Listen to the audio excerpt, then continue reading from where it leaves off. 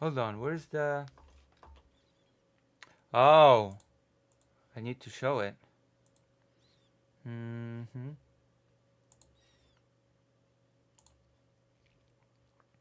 Where's the... How do I... Oh my god. How do I turn this nonsense off?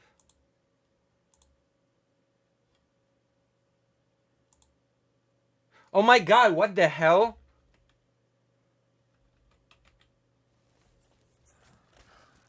What the...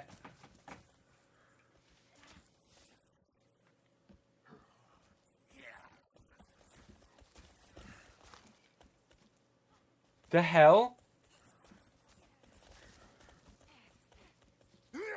Are you for real?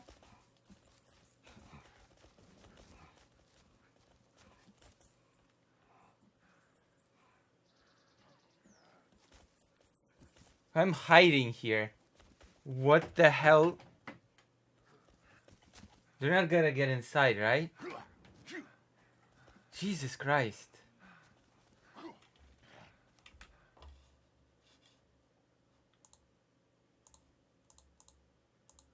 Wow.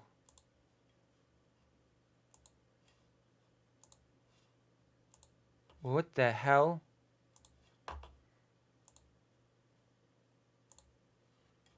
Oh, it wasn't on. I thought it was streaming all this time. Dr. Johns, you wanna join me in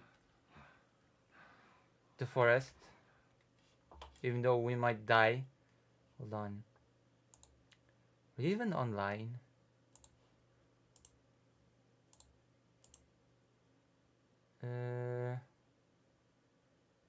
How do I invite you? Invite to game. There you go. It looks like we've been betrayed.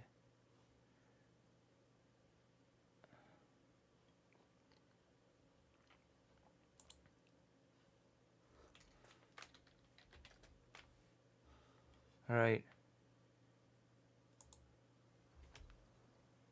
It's the morning. Are you in game, Dr. Johns?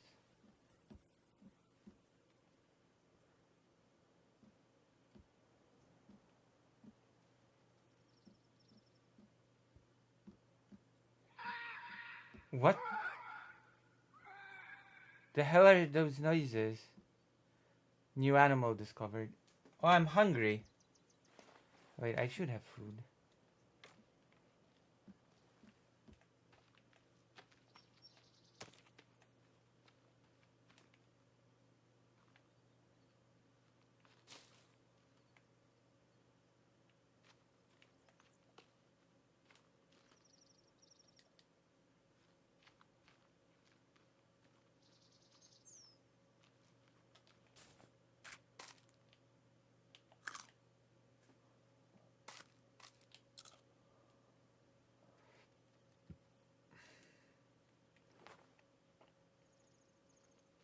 Oh, really?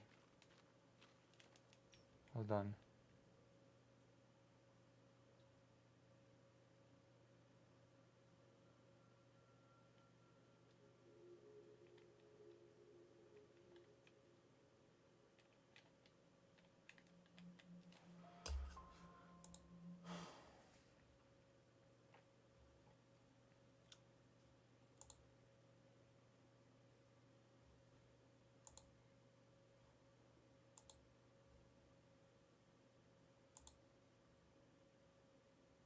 Who's greater range?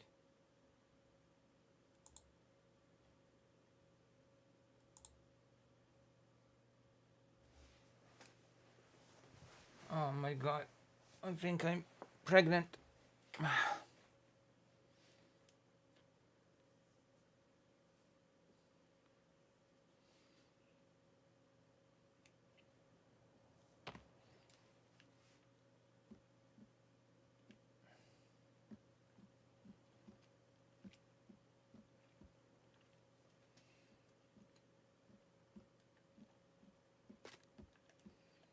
I have to go out and drink. I have no choice. Hello, Dr. Johns. Don't kill me. So I've got good and bad news, okay? The bad news is that a random destroyed all of our water catchers. And the good news is that it turns out that we live right next to a lake. So we don't really need the water catchers. We can just drink from the lake. I think the water is okay in the lake.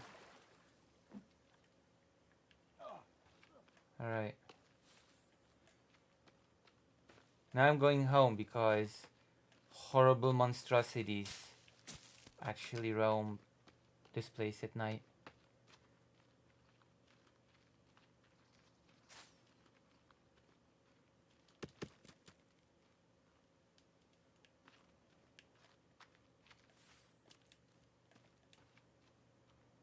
So that's like, you know. I'm gonna stay here till morning. That's my modus operandus. Modus operandus of me.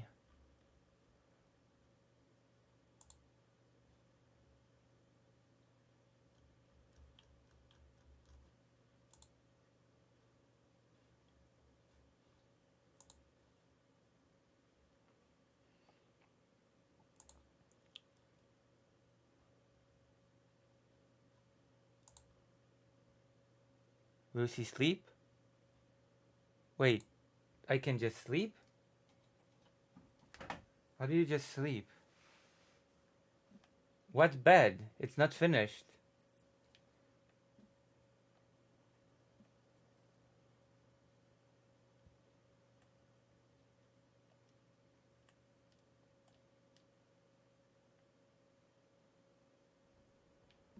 We don't have a bed.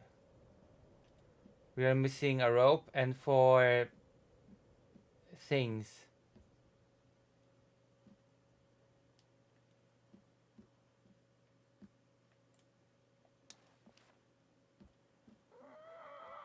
Oh my god. What was that noise?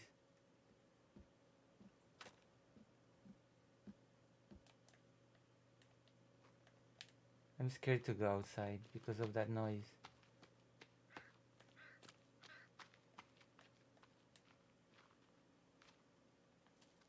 I don't see an option to sleep. I only see an option to save.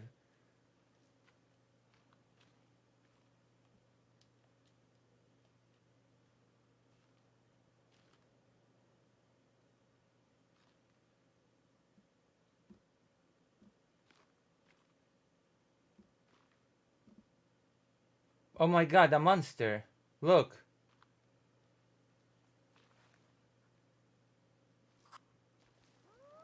Okay, let's retreat to the house, Dr. Jones. I recommend it, okay? Okay. A moment. I'll go home. And then I'll invite Operator Rain.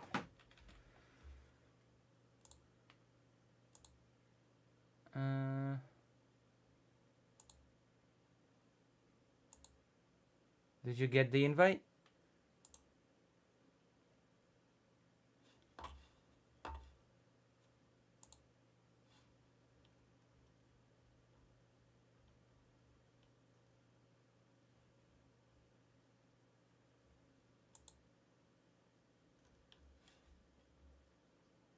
Again?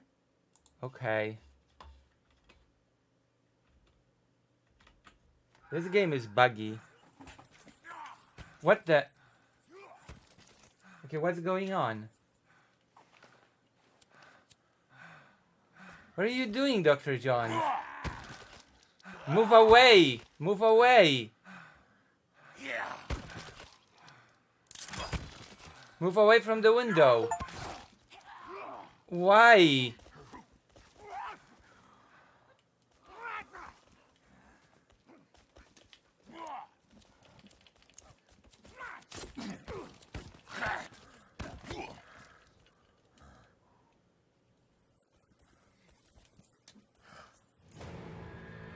Okay, I'm just starting. Oh my god, don't let them just destroy our house. Hide or something. I cannot believe you. Why would you do this to us? Multiplayer, host, continue.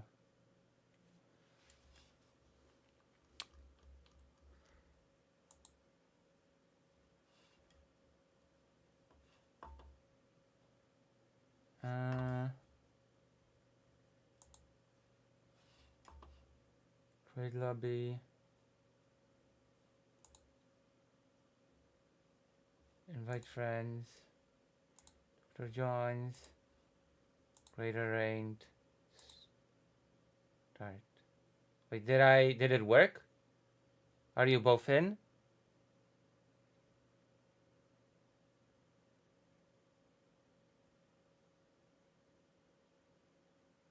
You're both in, right?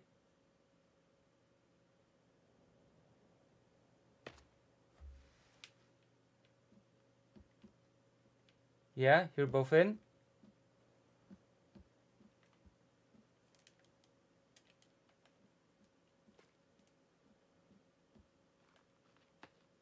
Dr. Jones is in. And where's Greater Range? I don't see Greater Range. Greater Range.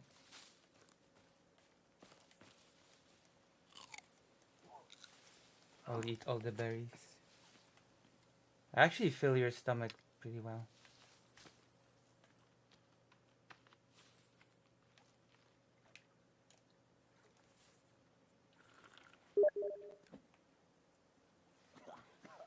Did somebody just message me?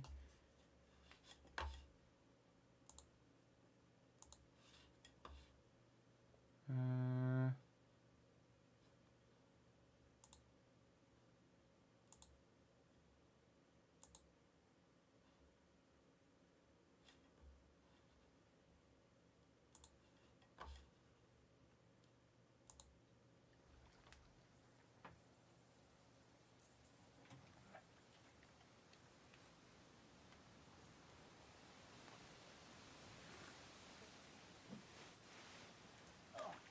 okay, I'm gonna hide before those monsters with fire come and destroy us. I'm gonna wait till morning, okay? I'm not gonna be brave. Where are you, Dr. Oh, Greater Range is here now. I don't see Dr. Jones anymore. Whatever, I'm hiding. Dr. Jones? Where are you?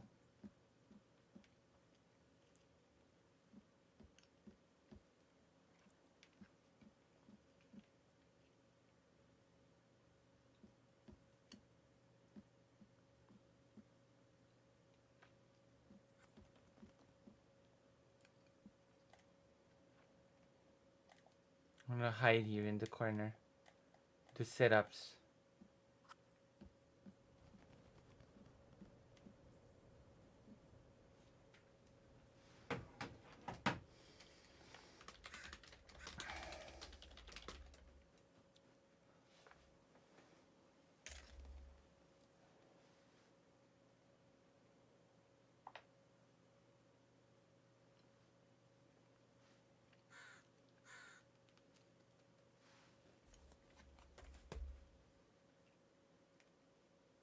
Okay, I'm waiting. Where is Doc?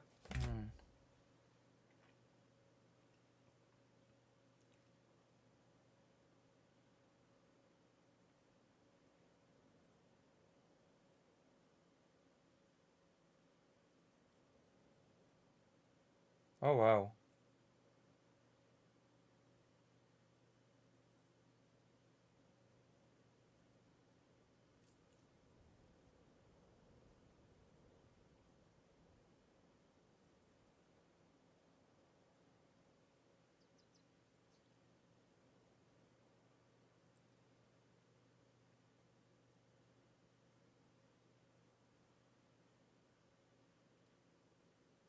Oh wow.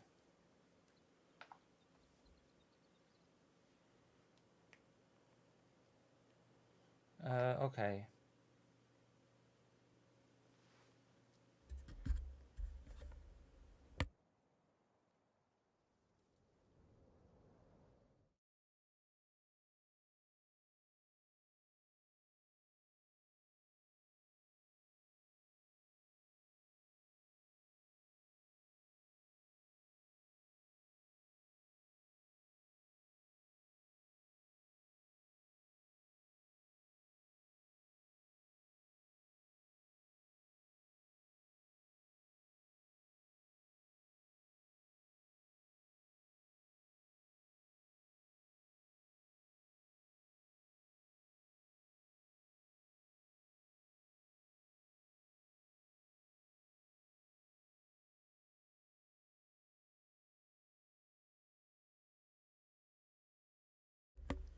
Peace talks in Ukraine will involve both Ukrainian and Russian president.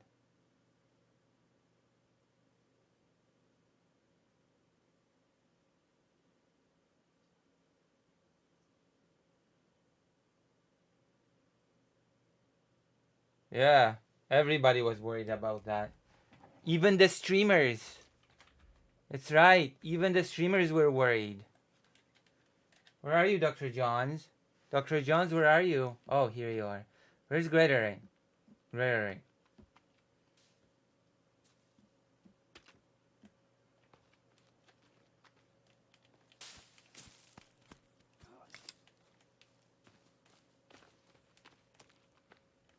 Right.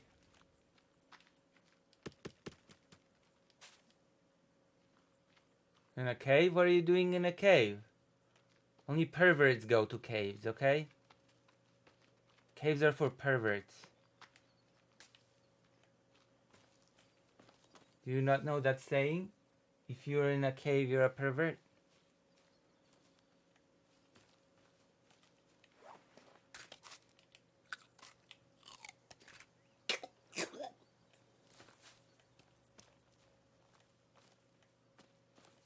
Isn't that right, Dr. Johns?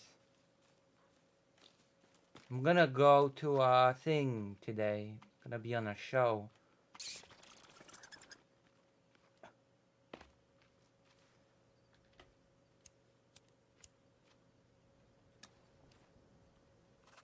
Oh my god. What a nightmare.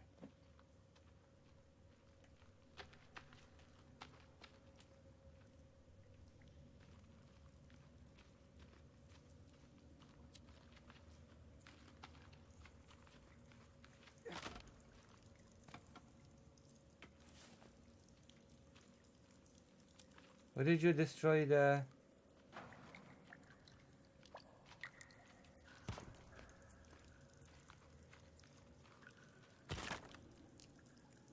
What is this? Clutch.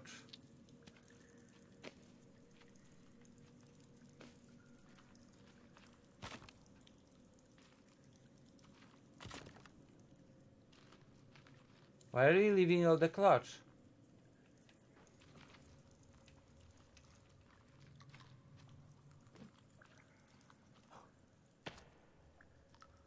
Wait, where did you get the map?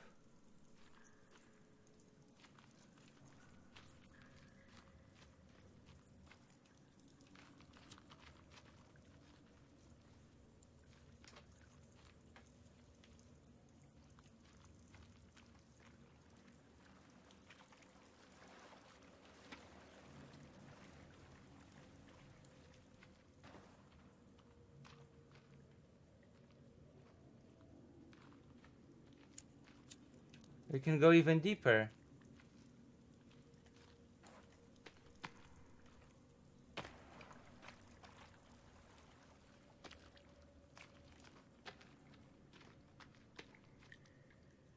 Yeah. Hold on, what happened to my game? What? Where are we going?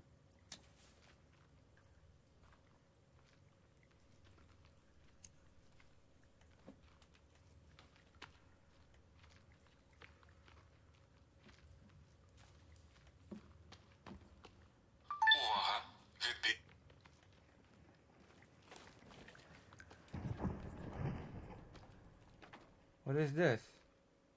Oh wow, okay. Let's destroy them. Oh. I wanted to destroy them for parts.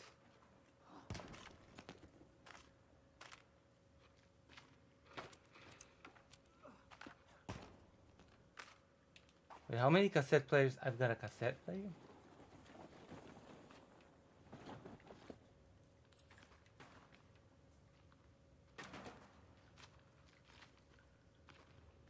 Rope.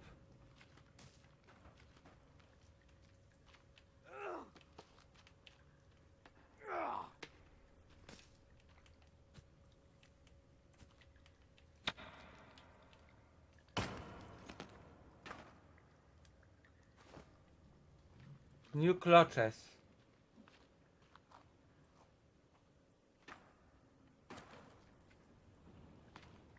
Found new clutches. What are you doing here, Dr. John? How did you get here?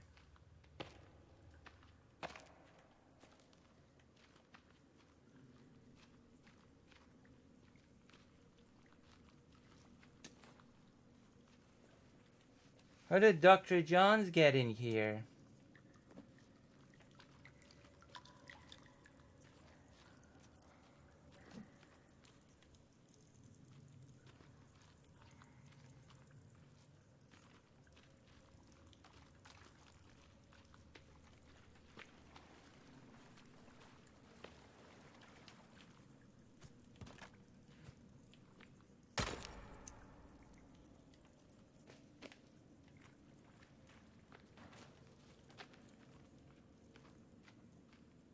Do we go down?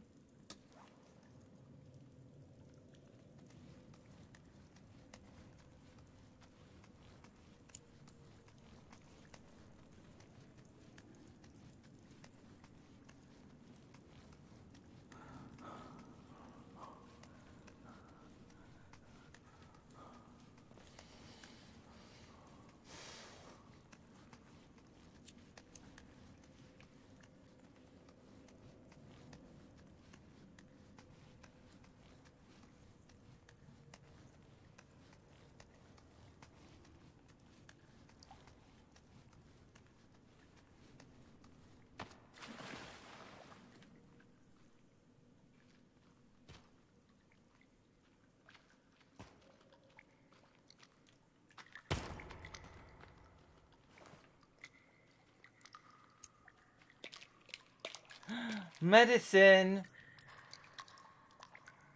Booze. Wait, I cannot hold any more booze? Why can't I hold any more booze? Booze. I need to. Oh my gosh, dynamite. I'm taking all the dynamite that I can take. Arrows! You're kidding me.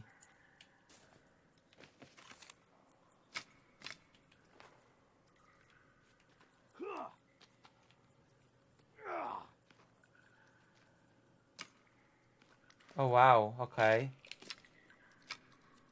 10 arrows I've got now.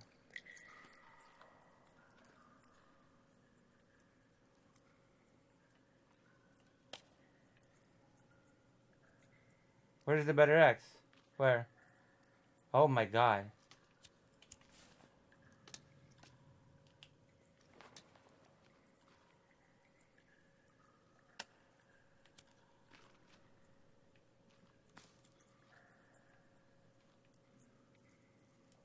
Greater aim, why aren't you taking the canned drinks?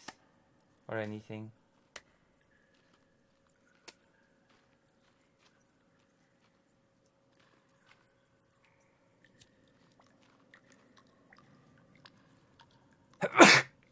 Cool. We will need a map.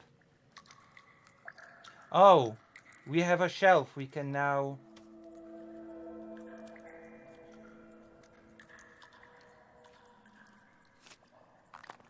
Oh, I've got paint. And a brush.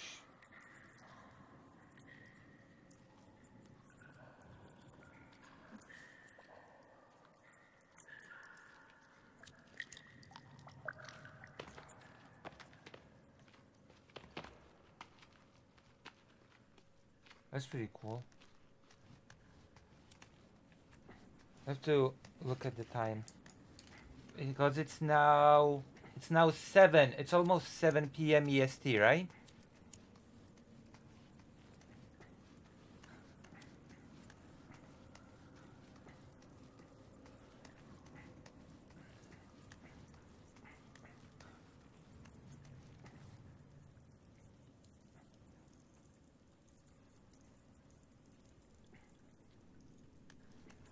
Okay.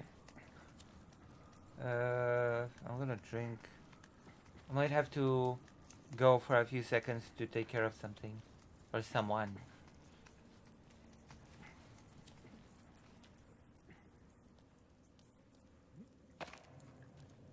How do we get skins?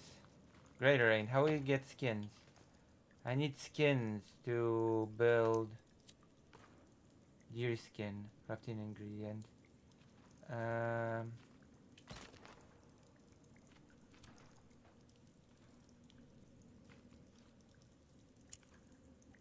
Wait, maybe.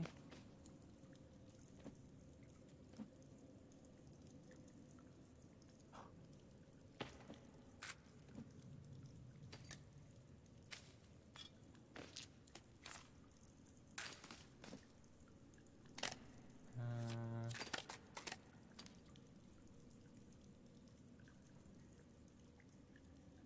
why slingshot? I can use the bow, no? I have the bow. Why would I use a slingshot?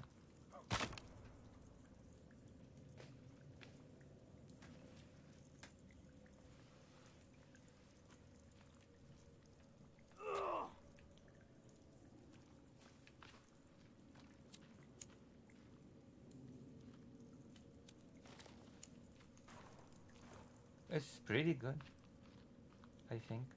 It's pretty straightforward with the bow.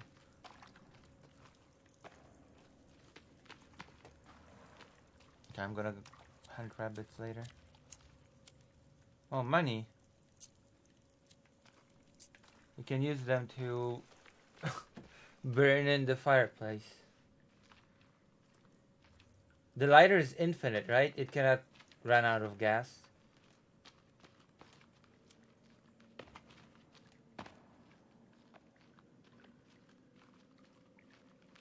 Hello, Philippe Auguste. I'm gonna be at a show too. Have I told you that I'm gonna be a guest on a show tonight? In time?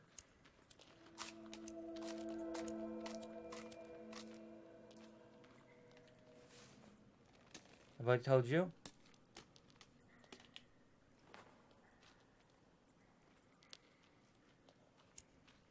Yeah. I'm gonna be talking about Ukraine and Trump from a Slav perspective.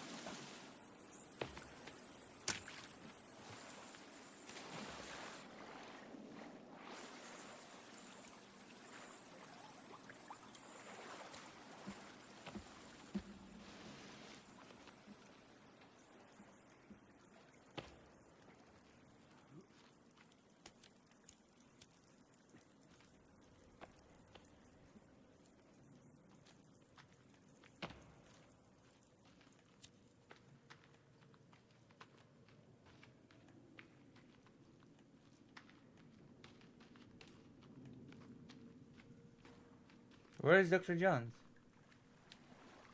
What is this, a map? A drawing.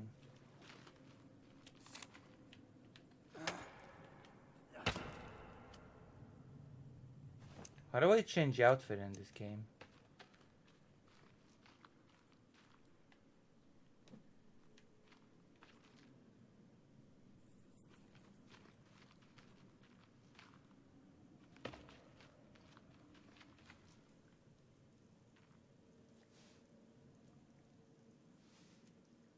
Oh wait, somebody just DM'd me. Nick.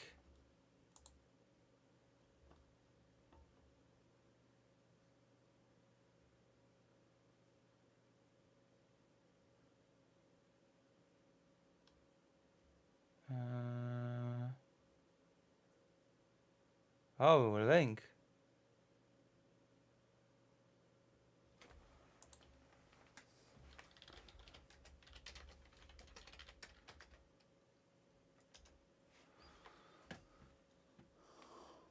Okay, I'll be joining in 45 minutes.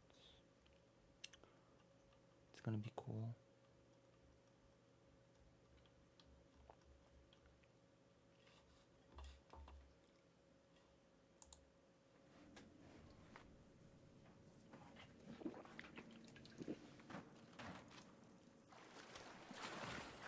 Wait, why did you leave me behind? Come back.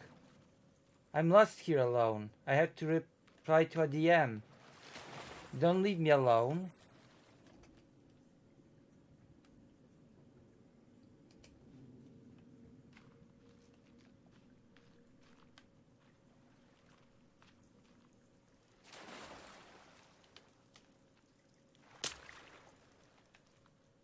I have no clue where I am.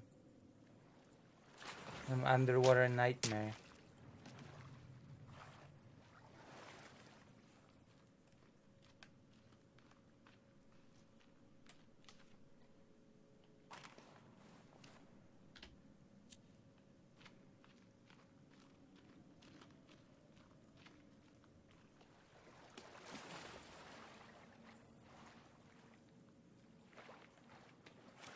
Don't abandon me. You look like twins. Do I also look like you? Or I look the same as you? Are we clones?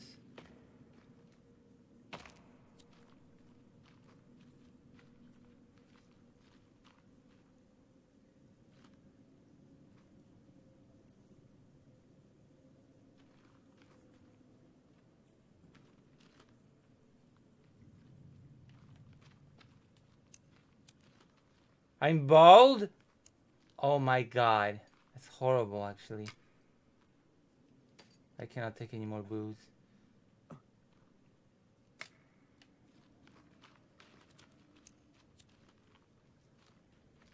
You talking about chat?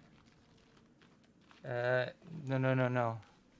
I'm gonna have to join a thing in 40 minutes, 45 minutes to do a microphone check. I'm gonna be on a show. Did you know that about me? Did you know my secret?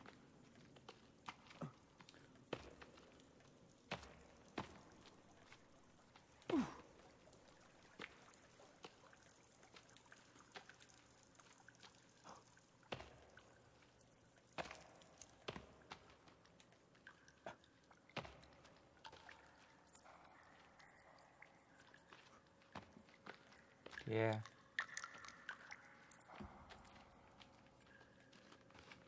Our channel will grow famous and I'll be able to grow evil and arrogant and have many evil things, do evil things,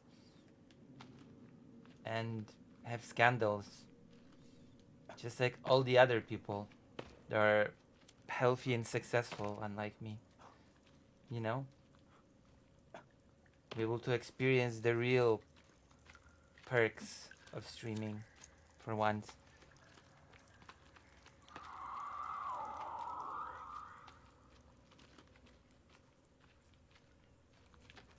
Where was that screen, by the way? Where are you going?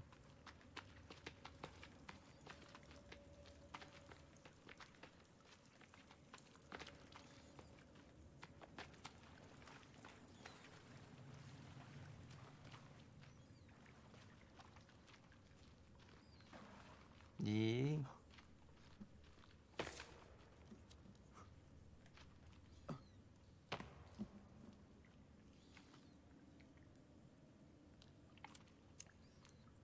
What are you doing, Philippe Auguste? Baby cave? That sounds creepy.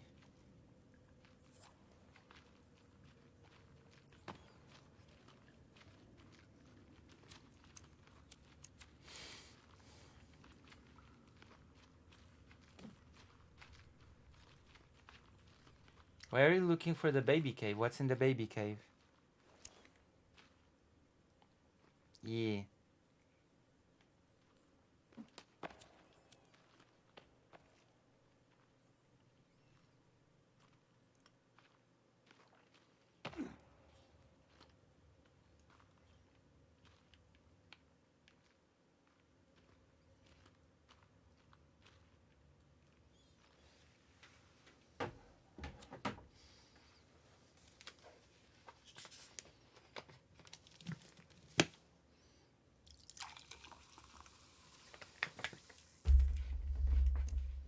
Monster Babies. Wow. I used to watch Muppet Babies when I was small.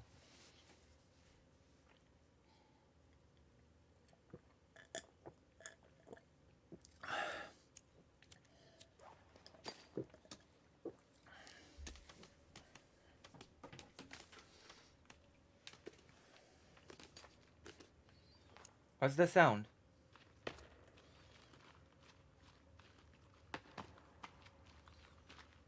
Oh, Rabbi Fool. Okay, we're gonna go gather Rabbi Fool. It's okay because a lot of rabbits roam around. Rabbi Fool. I hope the rabbits will die in one hit and not in like. How did you get a flare? This feels like Deep Rock Galactic all of a sudden. How did you? How did you do? How did you? Where did you get those flares?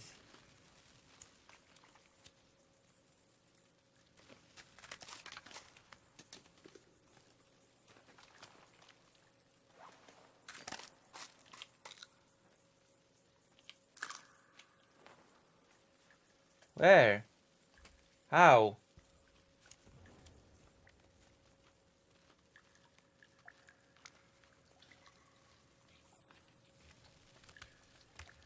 Oh my god, what is this?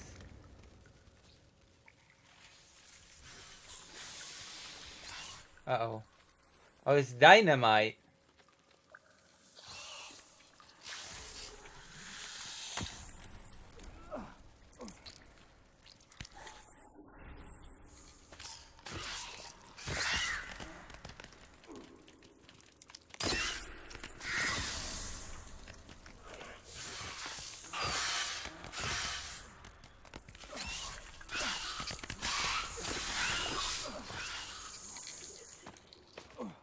Can we skin it? You can actually skin it. No way. No way you can actually skin it. What's its skin?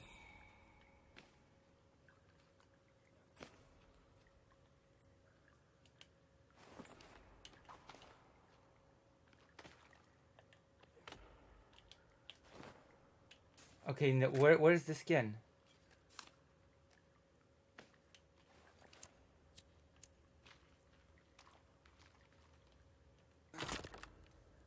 Oh wow. Dr. Johns, can you grab the drinks? Grab the drinks. We have a shelf. We can store the drinks on the shelf. Oh, I see it. Yeah. Oh, I can equip it. Wow, okay. How do I look? Dr. Johns, wait. Did you take the drinks? Come here.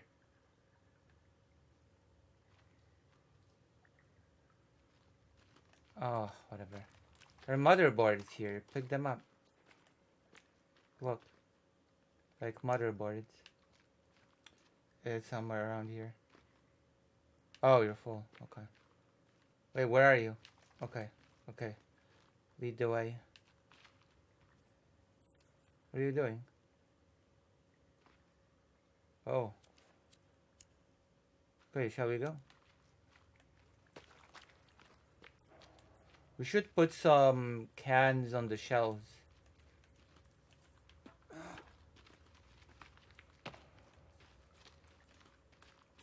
That was a boss, right? How do I look? Do I look good?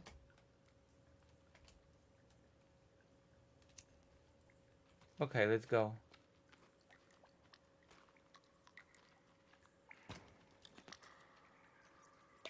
Oh, medicine.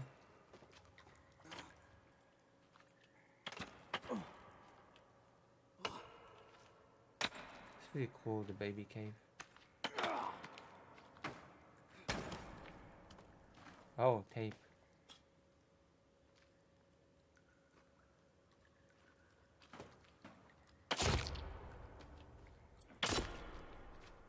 I mean, it still could have been a boss. Like, there are bosses in Castlevania games that just become regular enemies later. You know?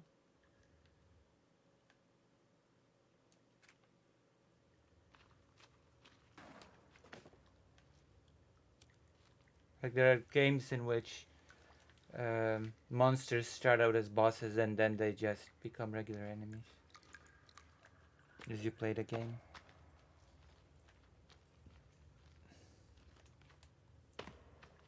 Oh. Where are you, Greaterite? Oh, we got lost. I got lost in this linear cave. Is this the exit to our camp?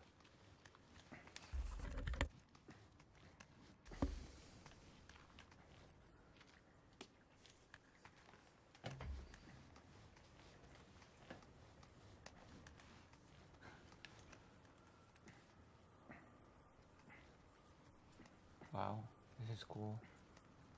This game is cool. In 45 minutes, I have to check the time. Okay, in 34 minutes, I have a thing.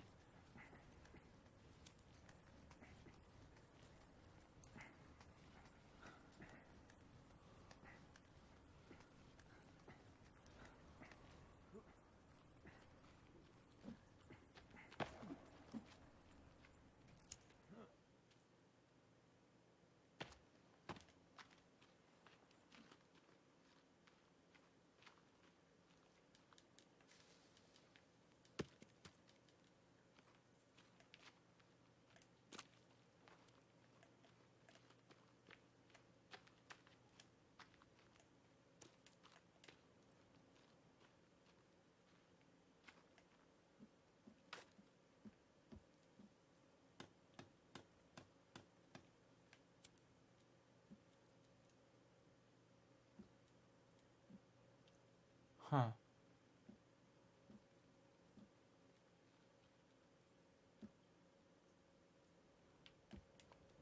Wait, hold on. Sticks.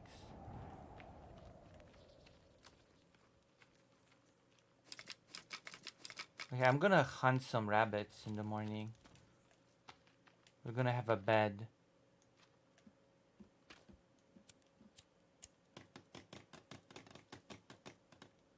Right. This is going well, actually.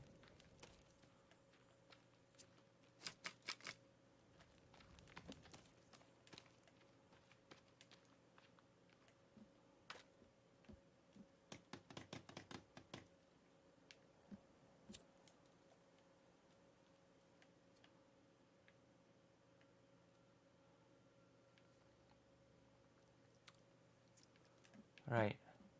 Relaxing now because we're gonna do some politics in the show later. When I, show my prowess in being a genius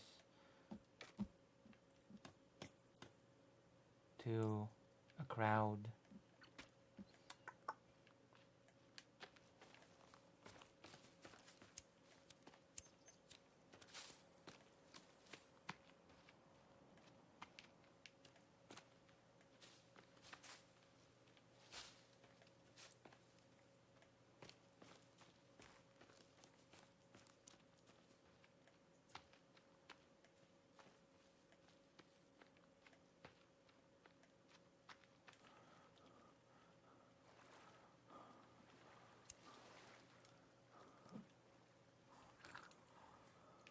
Oh, I'm hungry.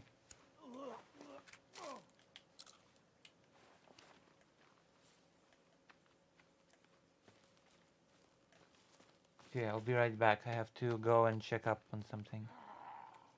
Wait, who's attacking me? Oh.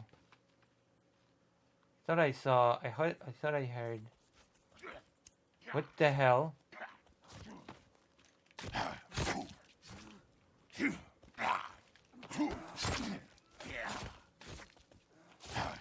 This thing is big. Jesus.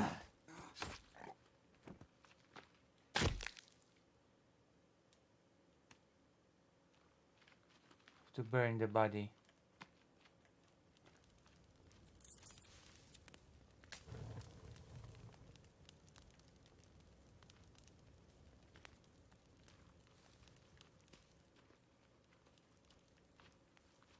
Right, I'm gonna go. I have to check up on something.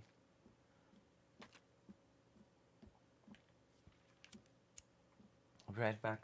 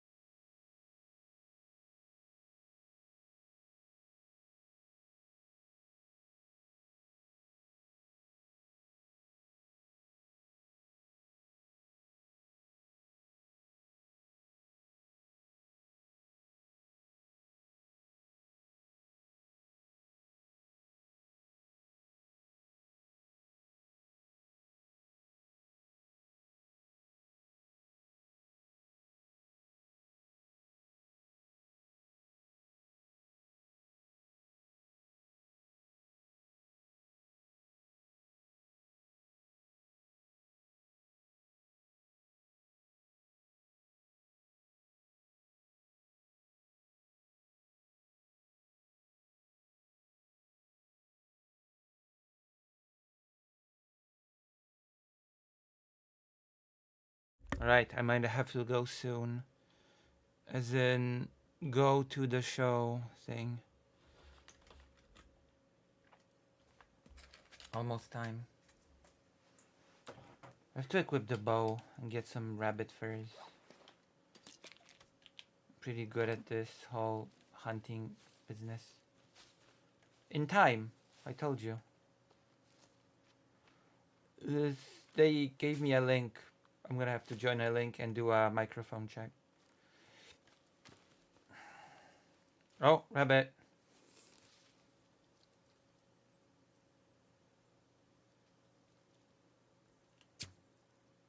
Got it in one shot. Because aiming in this game with a bow is actually pretty straightforward.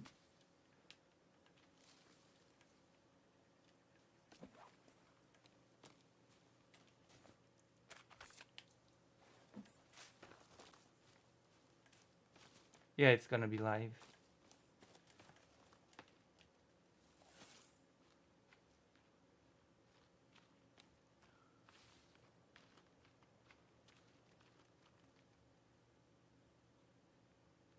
Oh no, I'm gonna do it on stream. It's gonna be a live show. I'm just gonna join the. It's a stream thing. I'm gonna do it on stream.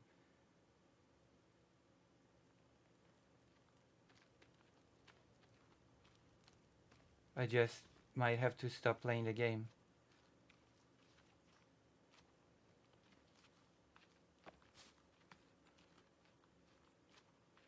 Oh, we're rebuilding the house. Okay. All right.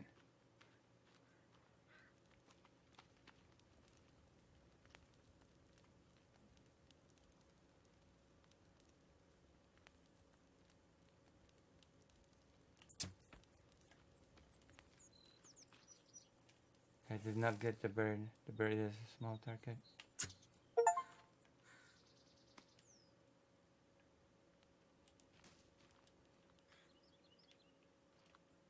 They just give you feathers, so they're a good target.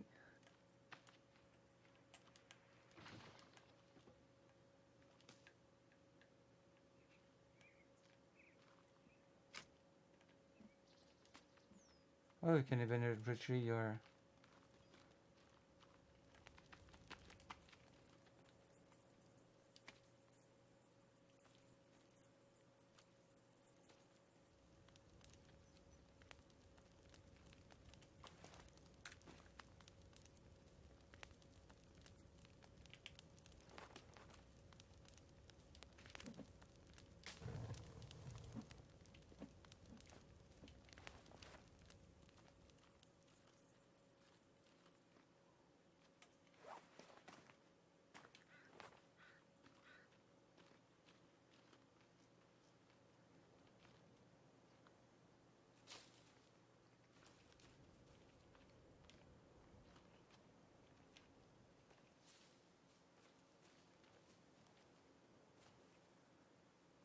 Okay, what time is it? 9 minutes left. We're gonna save on the server and then I'm gonna join them. I'm gonna join them.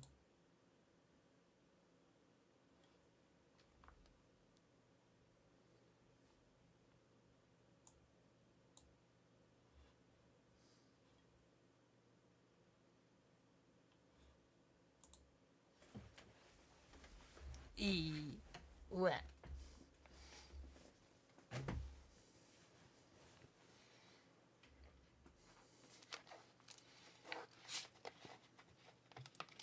I'm gonna be talking. That's why I'm not really talking much politics. I'm gonna be talking on that. I'm gonna be talking all of my politics on that thing. Wait, hold on. I'm gonna check some news. I'm gonna check some new news. I'm gonna check some US news. If you have any new news, then link me the new news. I'm gonna, you know, I'm gonna see the new news. New news. Peace talks will apparently include both Zelensky and Putin. Wow. There was backlash from Europe. We must make NATO great again?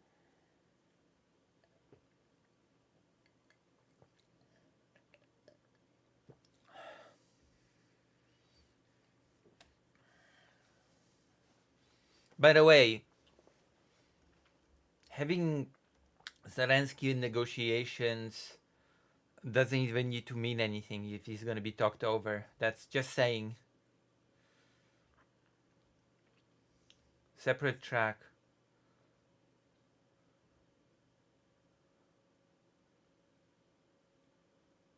There will be a... Oh my god. This is so...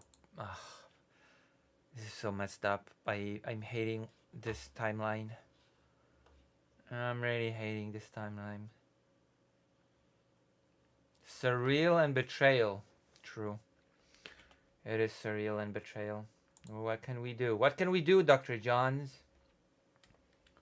In the face of such surreal betrayal?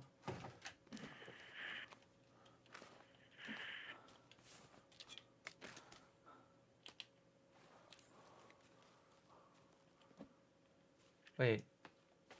Did everybody leave the server? No. Dr. Johns is still here.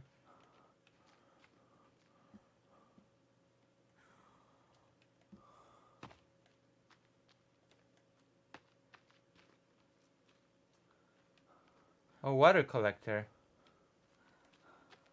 Nice.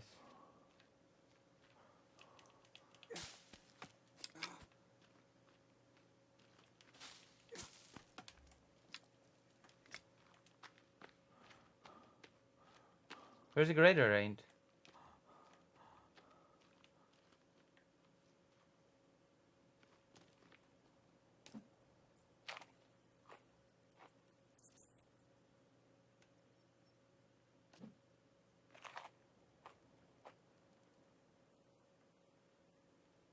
Oh, left.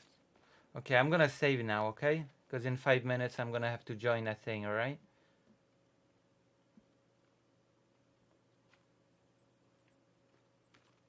So what is this?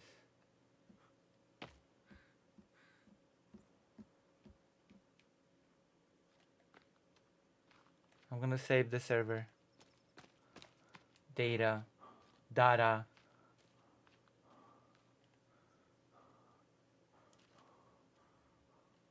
Now I have the option to sleep. By the way. Okay, we're gonna turn it off. Okay? Exit to main menu. I hope I don't have any short stacks and stuff because that would not be good. How do I do this again? How am I supposed to navigate this mess?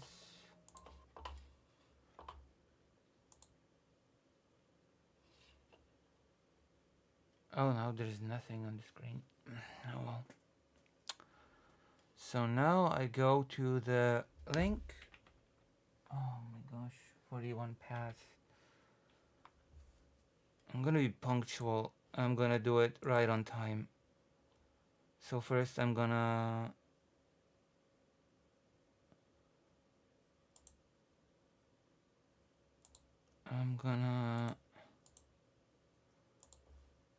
copy the link. I'm gonna go to the toilet real quick, and when I'm back, it's time. Okay, I'll be right back. Yes, yes, indeed.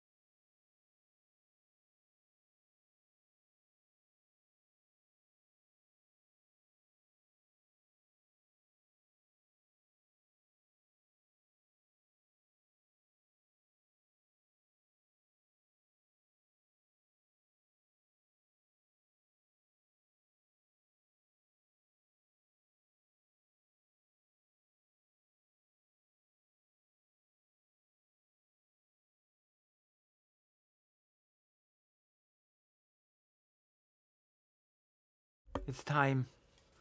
And wow. I thought I'd just be joining a Discord, whatever thing, but no. This is far more complicated. This is like a whole procedure.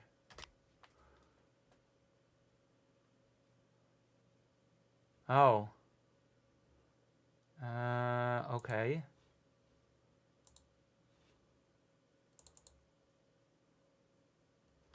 I did not have Zoom installed. Oh.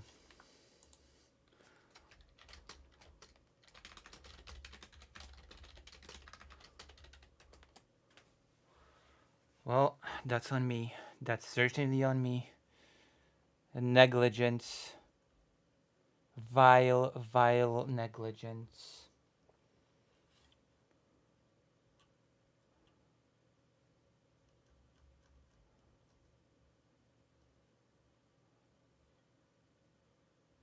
Oh?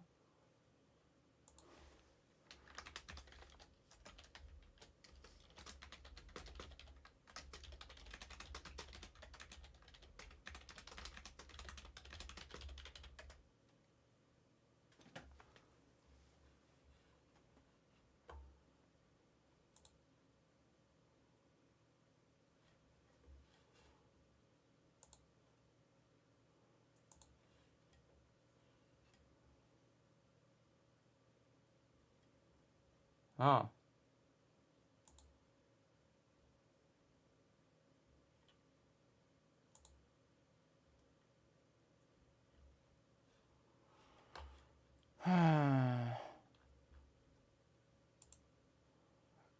I'm gonna go to this link again. Oh. No, no, wrong thing. Okay.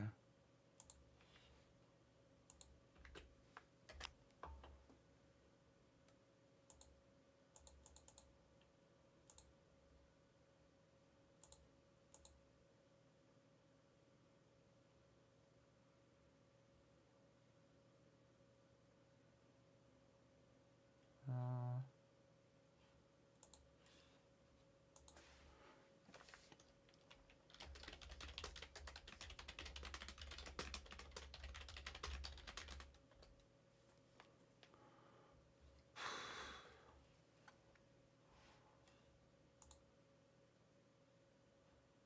oh. Oh.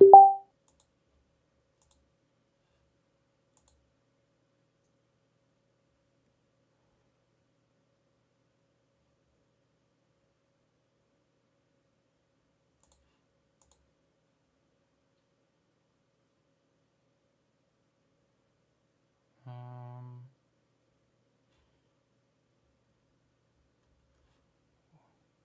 What now?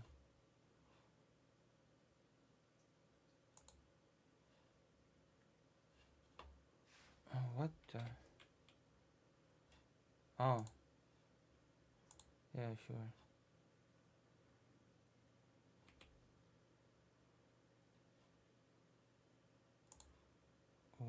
Okay.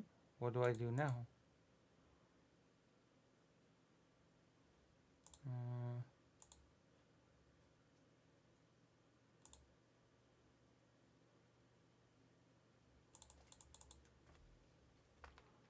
Lucy has a chat meeting. I agree. Oh, okay. I think. Yes. Okay. Hello? Wait, I cannot hear anything. Hello? If anybody's speaking here, I cannot hear. I'm in the meeting and I cannot hear anyone.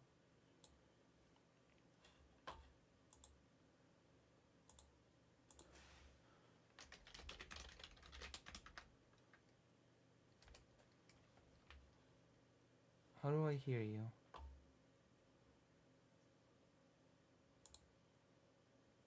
Uh,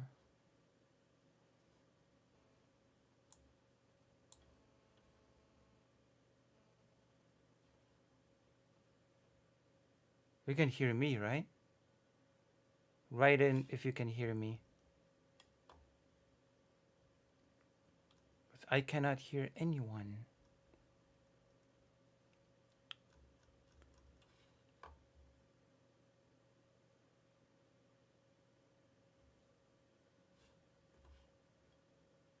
And I don't know how to fix that. Oh.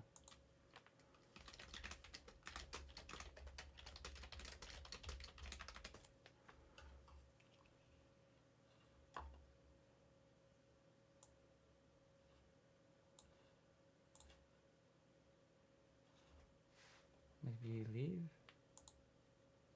leave meeting.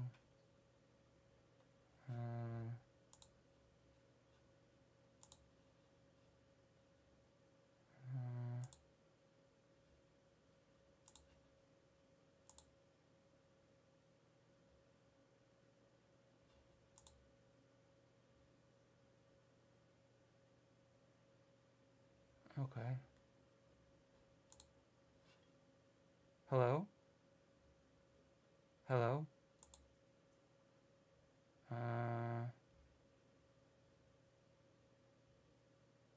Hold on. Okay, Elgato Wave 1, that works. What now? Lucy has a join. All right, let's see. Okay, hello? Oh, hey, All how are right. ya? Hello, okay. All right, camera, yes? I have Yeah, to, yeah, I can hear you now. That's good. turn it off on the thing here, because my camera can only be open in one source. That's it's Yeah. like kryptonite. Deactivate here, and now I can activate it here. Am I here? Yes, you are. I can see you. Excellent. You're good. So now I can no block notifications. Okay, so I guess I can show it on stream. Everything, we take care of the rest. Everything, you're good. You're connected and everything is fine. Yeah. So what, yes. What happens now? I'm gonna talk to you for a few minutes about how we're gonna order the show. In about 5 minutes, we're gonna go to our standing by. That just lets people get their notifications and get ready. That music plays for about You don't 3 mind that I minutes. stream this, right? This part. Oh, go for it. If you, Okay, thank you for because I've letting me been know. I live appreciate before that. I joined. I see. I do appreciate you letting me know. On occasion, people don't let us know, and we usually assume that we're down on the back, and there are times when we have to discuss things that we can't discuss on stream. This is not one of those times, but I appreciate you letting me know. So then we're going to intro. We've got a cold open with Penn Jillette, and then no, sorry, it's standing by, cold open with Penn Jillette, intro, and then we're going to go. I'm going to talk briefly about what's happened with Trump in regards to Ukraine over the last week in relation to his sort of initial stance. Yeah. It's obviously changed a lot. So I'm just going to give the audience a basic primer, and then I'm going to start asking you some questions. The questions are going to be pertaining to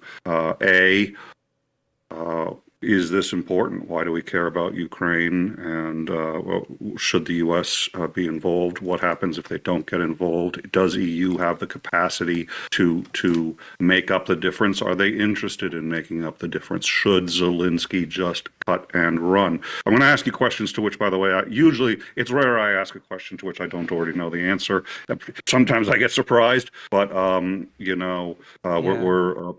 a pro-Ukrainian channel, but we want to ask these questions so people understand the answers to them. So Yeah. I know Zelensky has, most sources that I'm seeing say that Zelensky is very upset that Trump had his call with Putin. Oh However, yeah, Zelensky, no wonder, especially considering its content. yes, which I'd like to very much discuss. Zelensky has just come out and did a press briefing a short while ago and said, hey, we expected them to talk. Trump wants to mediate this. The one thing he needs to understand, which apparently he doesn't, is you can't negotiate a truce between two parties when one of them isn't invited to negotiation.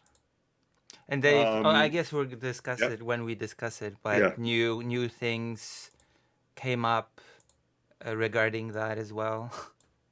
Yep. Right now. So that's it. And the goal is, this is an educational program. The goal is to be sort of as informative to our audience as possible. My co-host here is Azandering.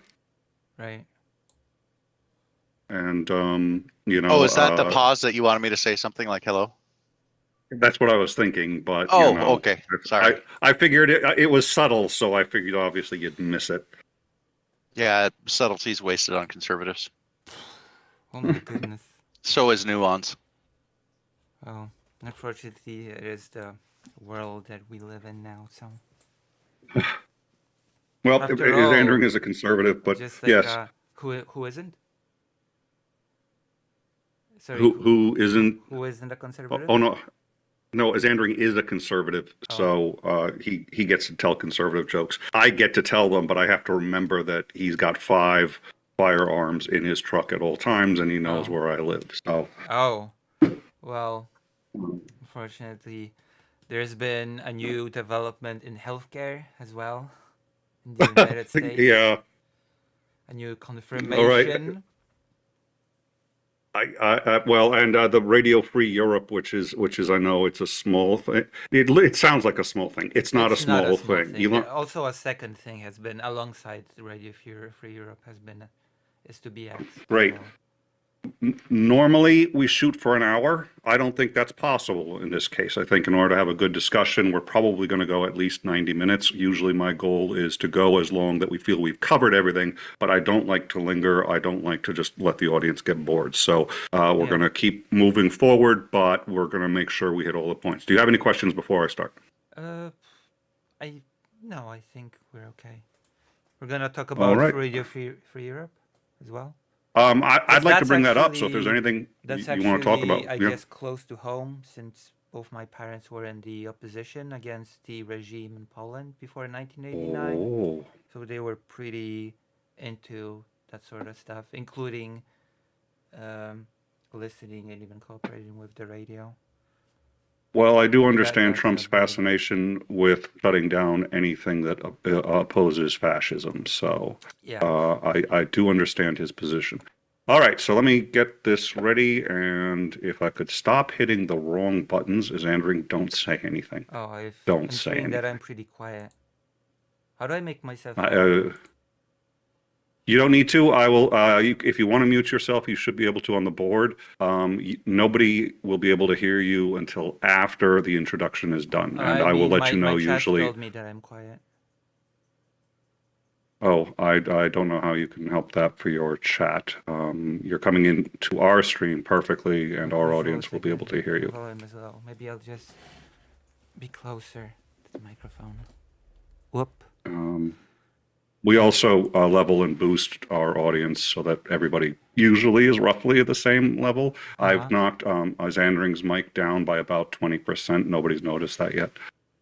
Okay. I'm not getting anything from him today.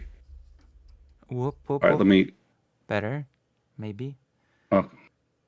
Okay, you can continue to test that. I will let you know before your mic goes hot, but you can keep talking. All right. It's not going to be a problem. How is it now?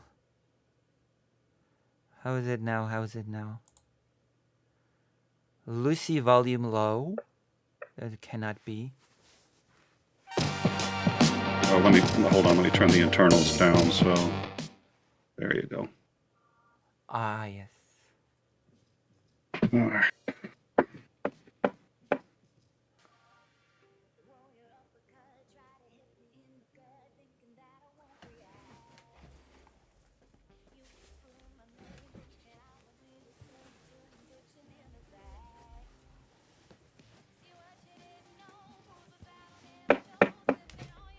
Oh, I should maybe check our live chat. That would be a wise thing to do. Da-da. No, you and I actually, Mm-hmm. you and I spoke briefly on Sunday's Discord, and I think I was on with you on Sunday through the Discord, but this was like a year and a half, 2 years ago. Oh, It was a while ago. We've been down for a little while, so you who know, did we talk and about? I don't remember, it was a long time ago. I'm trying to remember. I think it may have been.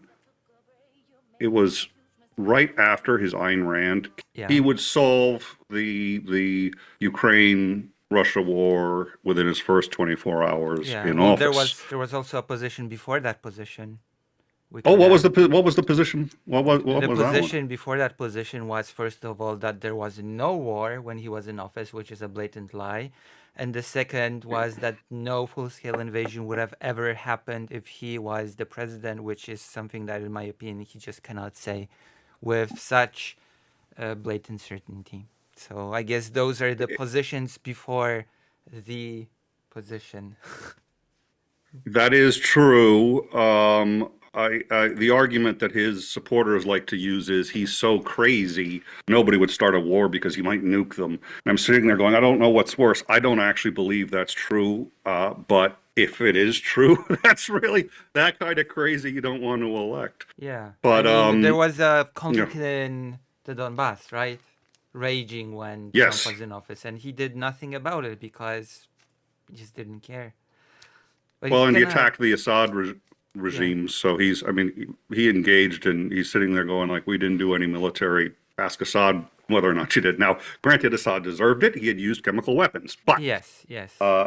the question isn't were the attacks deserved. The question was there any fighting during your presidency? And the answer is yes, there was. Yeah. He should have been gone a long time ago. But that's. I guess we're not discussing Assad today. Yeah, no. Obama, one of my faves, but yes, that was a failure. But so now Trump well, eventually Trump admitted this was going to take a while, and he sort of telegraphed after thinking about it that, well, as long as Ukraine would be willing to give us their precious minerals, we would of course keep supplying them. Yeah. Then it got in the water supply that maybe would even fight on their side. And now he's had a call with Russia today. The reports are that everybody in Europe, that Ukraine, Zelensky himself is very upset about this call. But Zelensky has gone on air.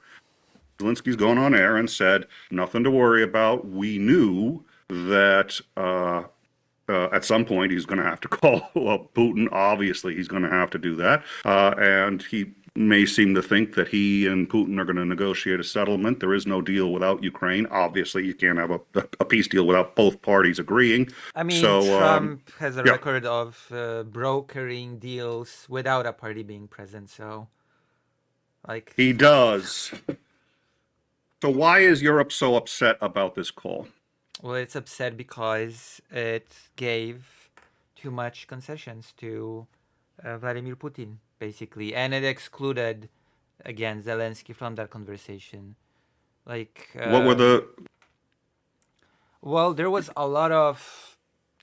a mixture of strange misinformation. First of all, historical misinformation, talking about how in World War II, tens of millions of Russians died, and likewise we have lost so much, when in reality it was the USSR, and the main brunt of the people that died were actually Ukrainian people and Belarusian people. That a lot of people in the Red Army who fought against the Nazis were Ukrainian themselves. So this whole framing of the situation of, oh, we and Russia are just great buddies. We fought in the war together, so we should be more friendly. We should go back to business as usual sooner or later, which is actually in the description of the call by Trump himself, that we should be going to doing great business together. That was in a separate statement, I believe. That statement that returning to the pre uh, 2014 borders is unrealistic, but it's certainly tied to the thing. Hold on, I'm actually gonna bring up that tweet and look. Well, Hegseth, I know, said that. Just to Yes. remind our audience, when World War II started, the USSR had a pact. What country was that pact with? Germany, Nazi Germany.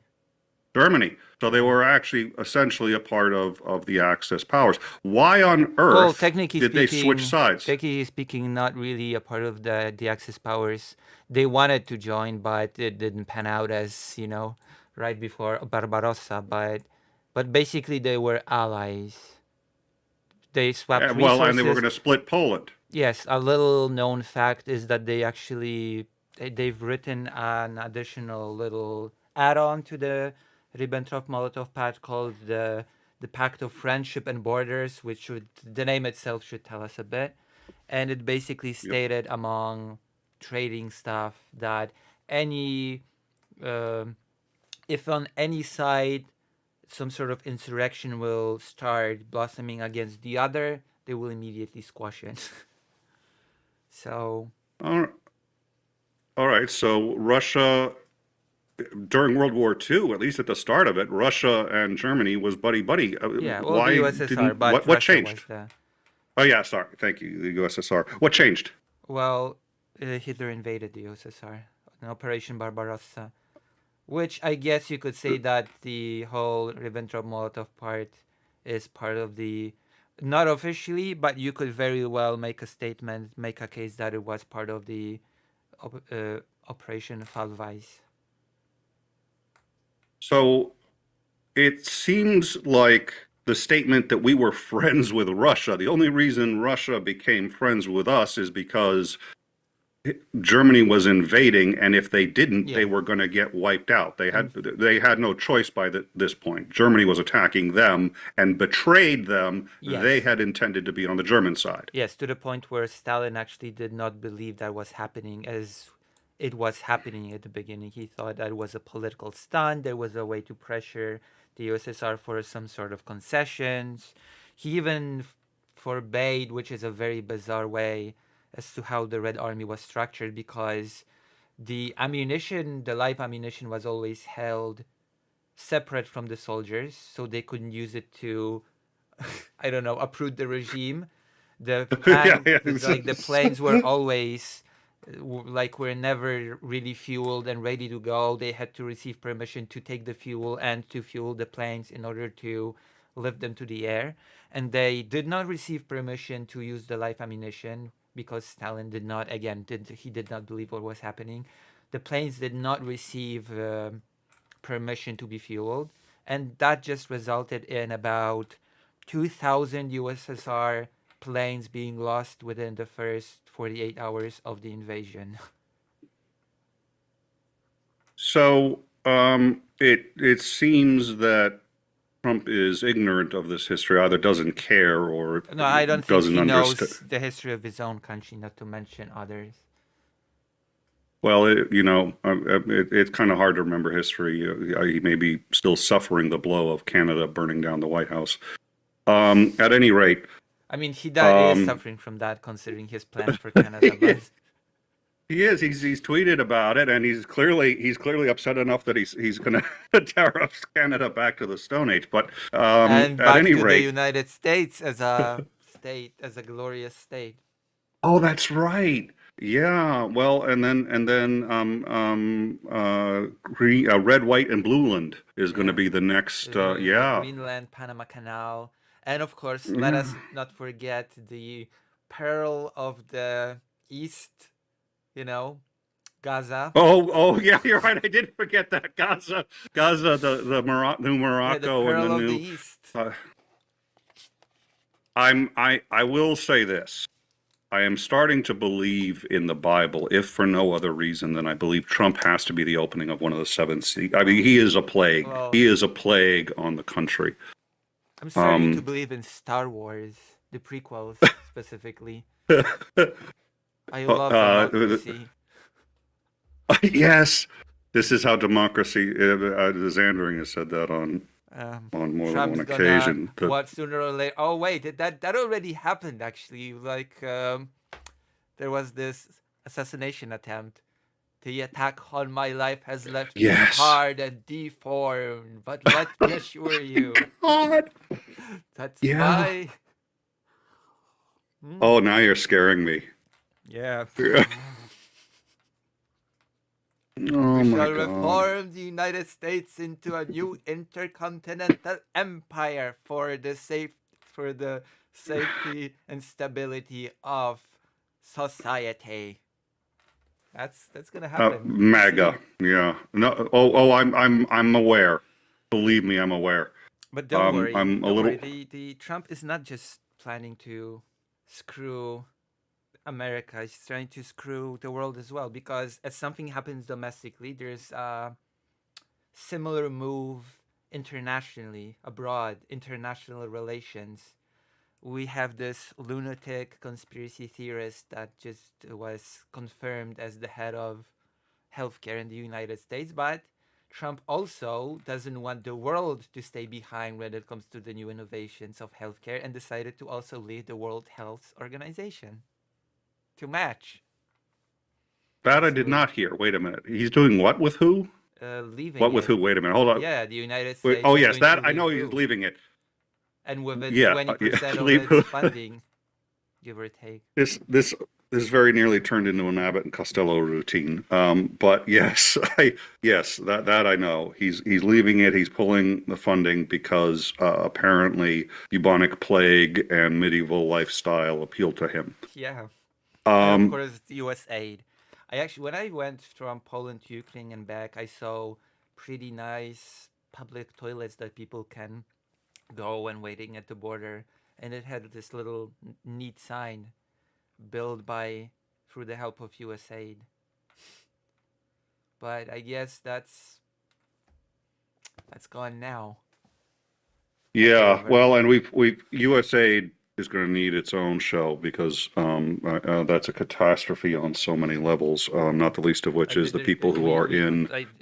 That's a discussion for hours. Just how many Yeah. things Trump is trying to screw up. Like one of the nicest things that the U.S. has, in my opinion, the whole birthright nationality.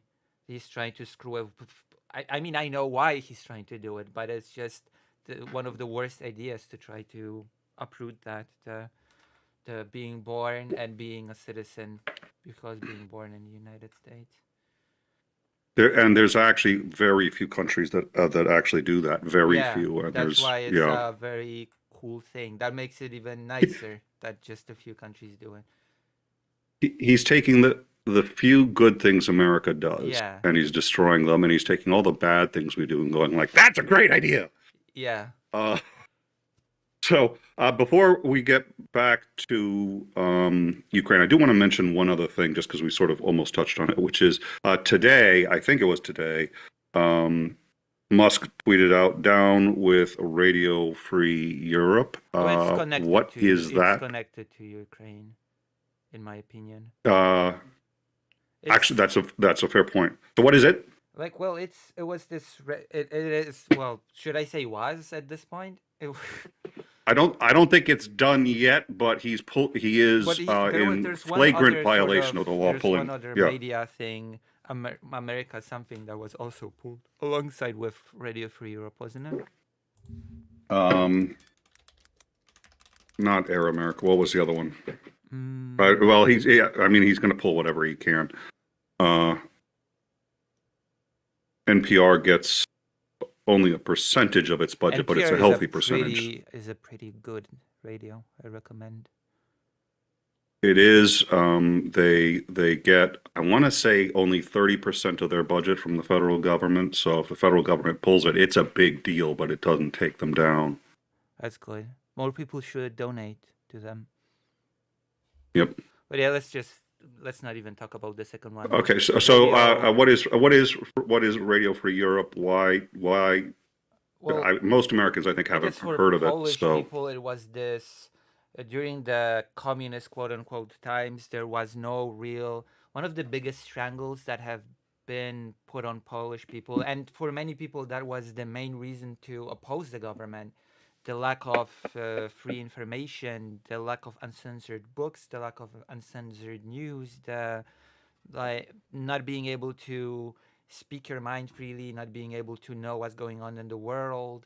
And Radio Free Europe for many people was a source of actual information of what's going on in the world, right? It was free information, not inhibited, not censored, not, you know, restrained. Okay, so free, accurate information. I can Yeah. already tell why Trump does not like it. All right. Definitely compared Before to we- the communist sort of, you know.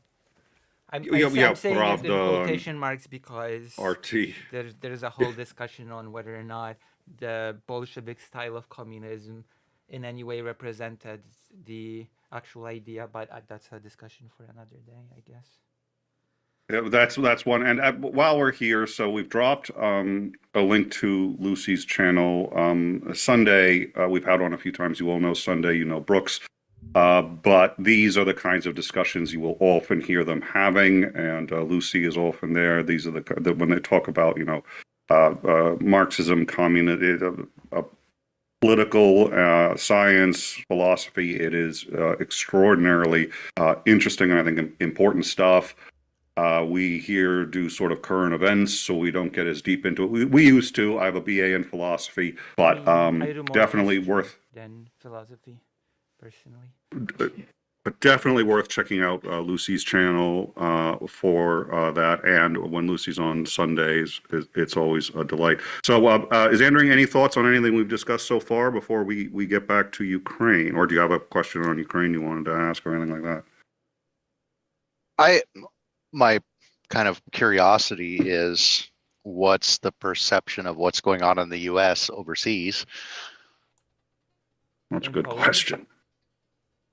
Yeah, what is on your end, what is your media saying? What is the general population thinking about the things that are going on in the US? Well, it depends on the political spectrum, of course. There are people that are gonna be super far right. They're gonna cheer like little penguins. They're gonna clap and say it's cool, it's good.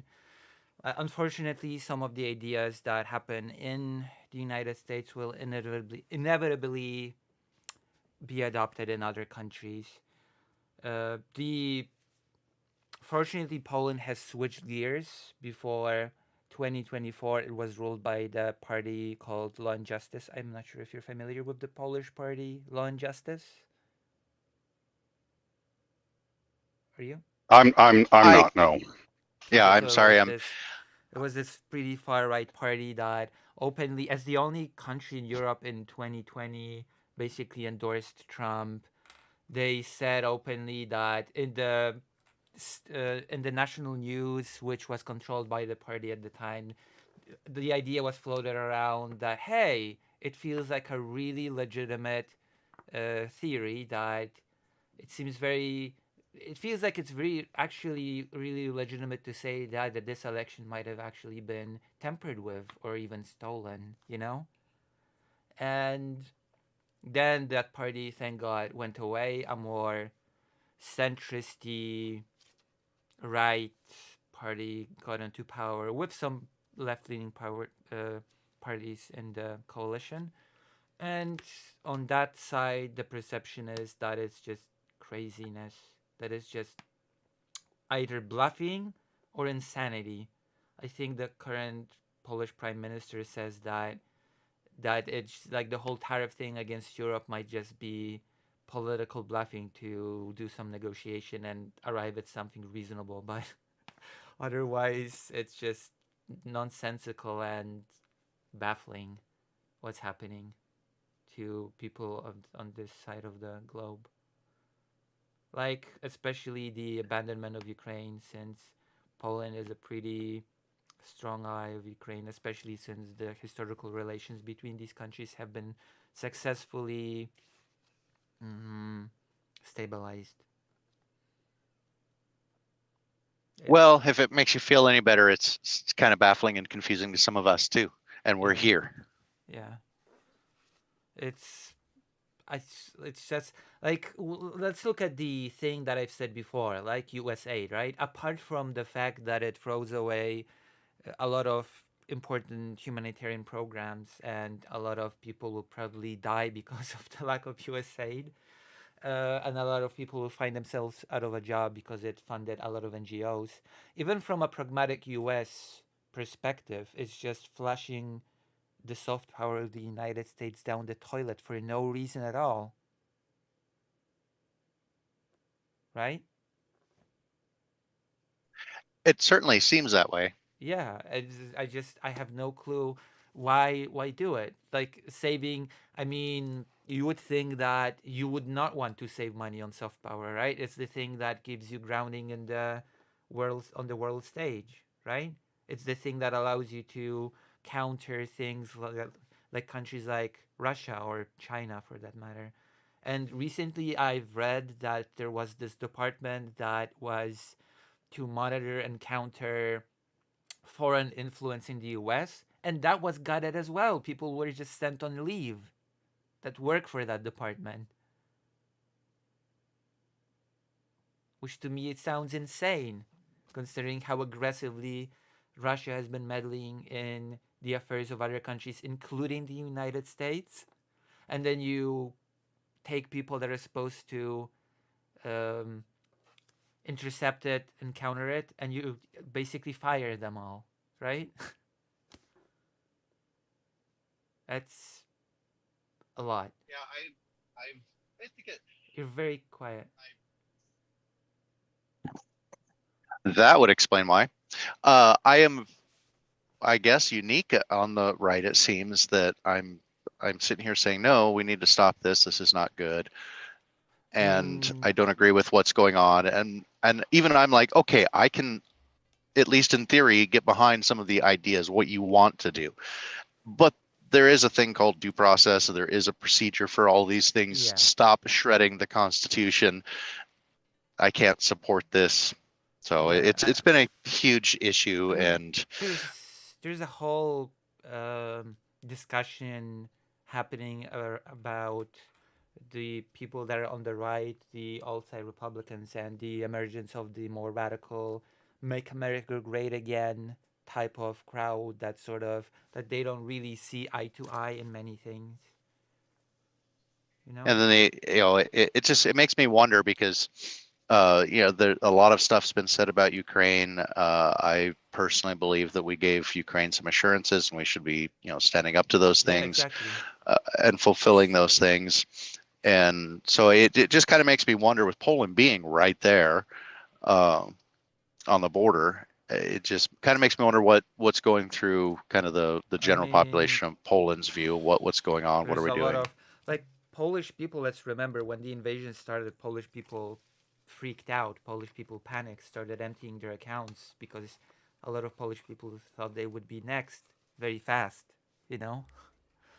And there's a lot of, I guess, fear about the United States just abandoning Ukraine because, like, Poland's government tries to stand strong and say there can be no negotiations without Ukraine, and it also tries to arm itself. But Poland is also limited in what it can do. As far as I know, and in my opinion, at this point, Poland should be shooting down missiles and drones at least over the western side of Ukraine, but it doesn't because apparently NATO did not give it an okay to do it because that would be escalation, which to me sounds like a ridiculous proposition. From the beginning of this war, I feel like the West, the whole of the West, not even just the United States, the entirety of the so-called collective West, has been giving uh, Russia escalation dominance for absolutely no reason. It's been just given carte blanche to escalate, escalate, escalate, and the West has never really given a proper response. And the aid that has been given to Ukraine has been mismanaged from the very beginning. Too little, too late, always after the type of equipment is critically needed, only after Russia has learned how to adapt to it in quantities that are too little to make any difference, and that has been on repeat. and now we are where we are. And there are some voices that look at the situation and say, well, we've spent so much, and I guess this is just unrealistic. No matter what we do, this just cannot be won, right? And I say, yeah, it could have been won if the aid was not as grossly mismanaged as it was from the very beginning. Well, hopefully we'll get a little bit clearer idea of what's actually going to happen, Yeah. because I don't think anybody over here even knows what's going to happen. And I don't, not to even mention the whole rare earth business thing that is happening. Like, it basically says, oh, you want us to respect and actually abide by the Budapest Memorandum, the thing that we promised we'd keep the integrity of your borders if you get rid of your nuclear arsenal. Well, I'm afraid you're going to have to pay for us to do that now, right? yeah, it's like, oh, by the way, we want to do this quite a long time ago, but now we don't have much of a use for you. And yeah, so Yeah, pay and us to do any of this stuff. there's also the fact that, God, I wanted to say something. It's sort of out of my mind. But, oh yes, a lot of these rare earth, like Trump titles himself as the deal person, right? The art of the deal. Yeah, deal maker. Yeah. He sort of positions himself as, I don't really care about Ukraine. I don't really care about Russia. Whoever can give me a better deal wins, basically. And that means that since who who is to stop Russia from taking the same rare earths that it has under its control on Ukraine occupied territories, and there's a lot of that on the occupied territories, and saying, hey, you know what? What Ukraine's giving you, we can just match. What now? Treat us better. Treat us better than Ukraine. We'll give you rare earths. We've also got them. There you go. Let's make a deal. And what then? What if Trump accepts? Yeah, I think that some of the previous actions of our government have soured a great many of people about being involved in overseas conflicts, and there hasn't been a particularly concise overview of why exactly Ukraine matters and why we should be involved. It's like we actually have some sort of legitimacy to be helping Ukraine, whereas in many of the other areas we've gotten involved in, there really isn't.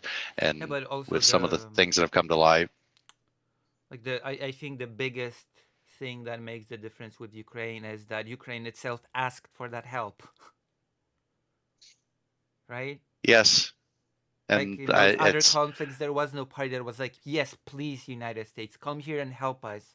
And the irony of this whole thing is that the United States on Ukraine, I think to date, still has only spent a fraction of what it spent on past conflicts. So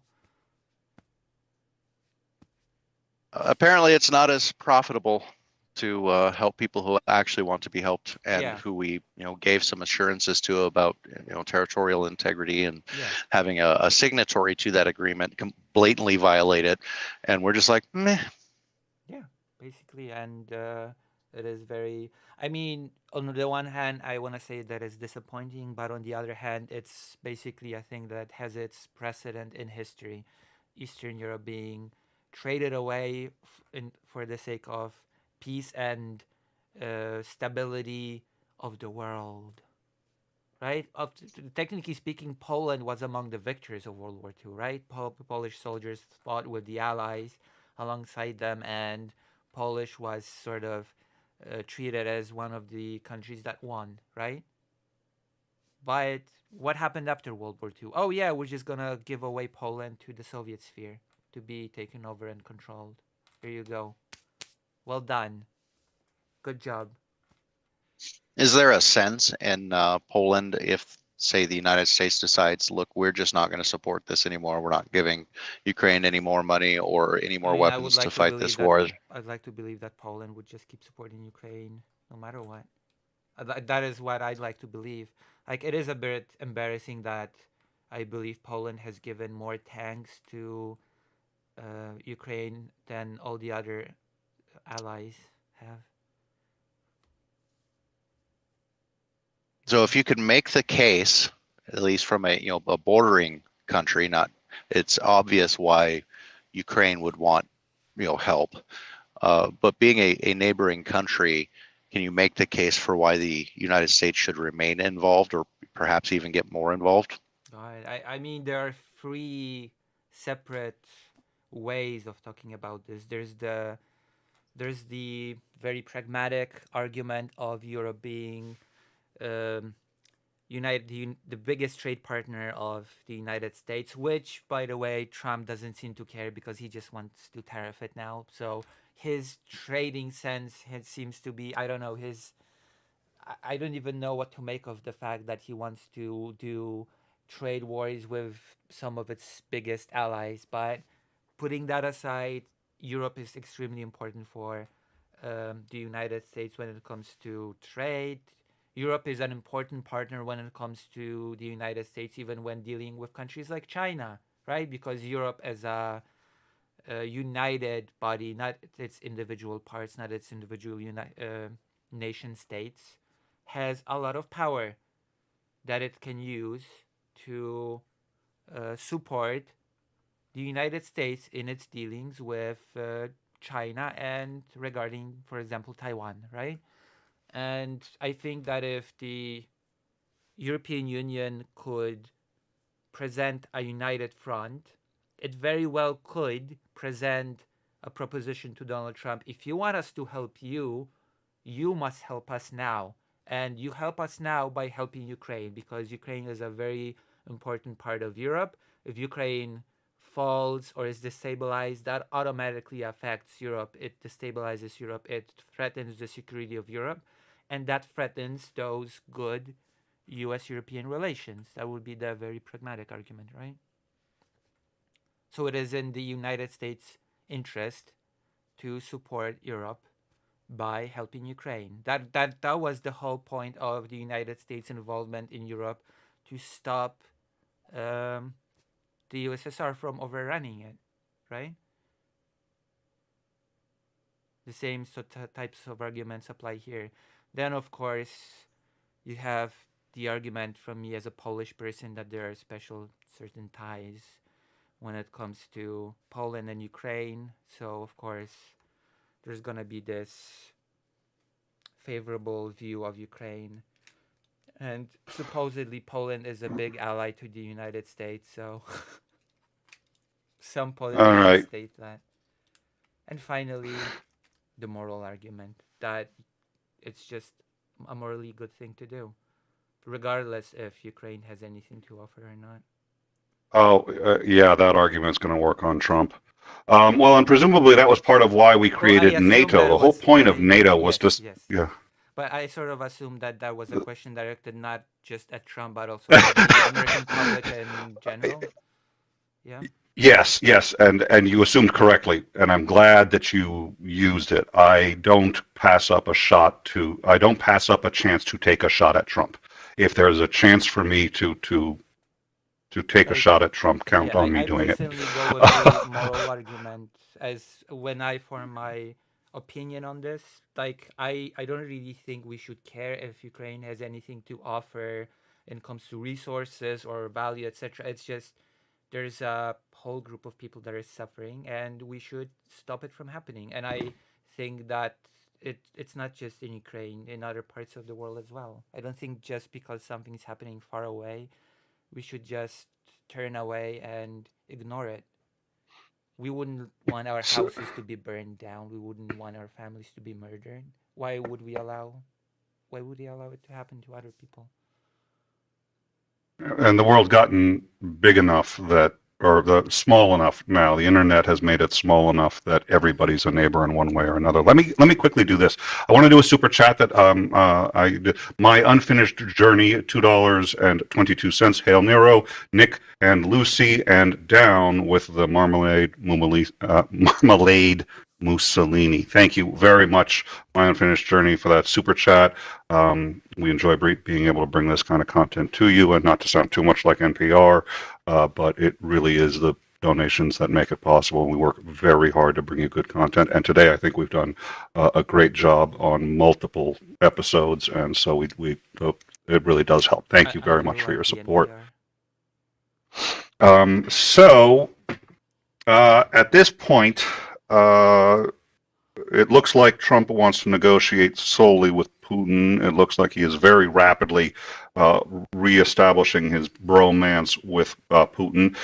Do you think that Trump is interested in leaving? So I'm going to approach this from the other side first, and then get back. But do you think that Trump is interested in leaving the Ukraine, whether it's because he's doing Putin a deal? Sorry. Whoa, I can't believe I just said that. Yeah. Let me rephrase that. Yeah, Do you please. think he's interested in leaving NATO? Do you think he's interested in leaving NATO and or seeing the dissolution of NATO, if at all possible?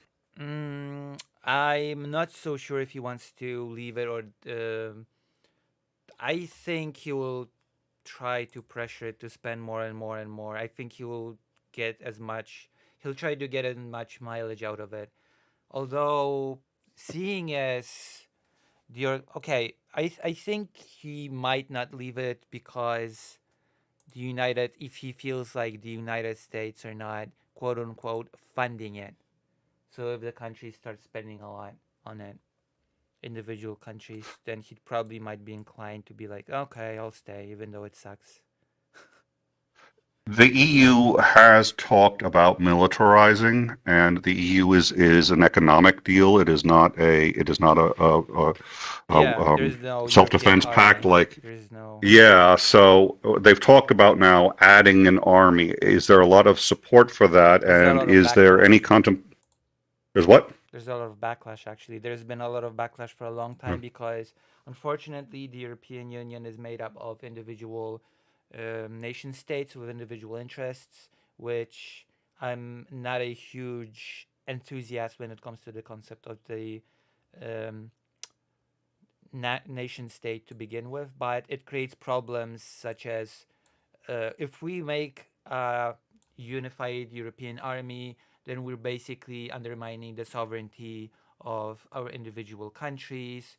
That limits our freedom, etc., which in itself is a pretty silly argument because the point of creating international structures, international law, which we could get into the whole thing, how Trump actually uh, wants to do away with any sort of international law de facto.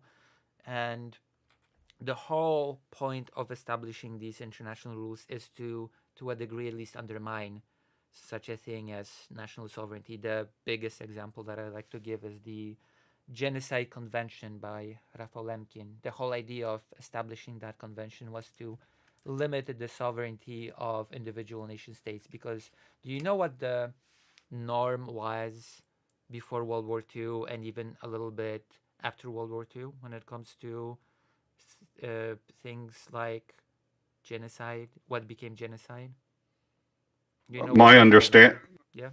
My understanding is that it was basically sort of just don't ask, don't tell regarding No, genocide. it was worse. It was Oh. whatever the state decides to do with its citizens is a matter of its sovereignty. It can do whatever it wants with its citizens. It can kill them. There were survivors of the Armenian genocide, and they escaped. And the perpetrators, there was this famous incident when one of the perpetrators of the Armenian genocide went to a place and one of the survivors killed him, and he was tried for it. And Rafał Lemkin asked his friend, who was a lawyer as well, why is it that the perpetrator of the genocide was never tried, never prosecuted, nothing happened to him, but the victim that killed him was? And the explanation that was given to him, and I'm paraphrasing, but it was basically is that an owner of a chicken coop has all the chicken in his coop, and he can kill them, he can do whatever he wants with the chicken. And if some outsider tries to interfere and stop the owner from killing the chicken, then he's just interfering with the owner's property, the chicken. And that's basically how the citizens of a state were treated, as the property of the state, because it had the sovereignty to do whatever it wanted to them. And that is exactly why in the Nuremberg trials, no German or no Nazi was tried for killing German Jewish people, because that was considered the sovereign affair of Nazi Germany.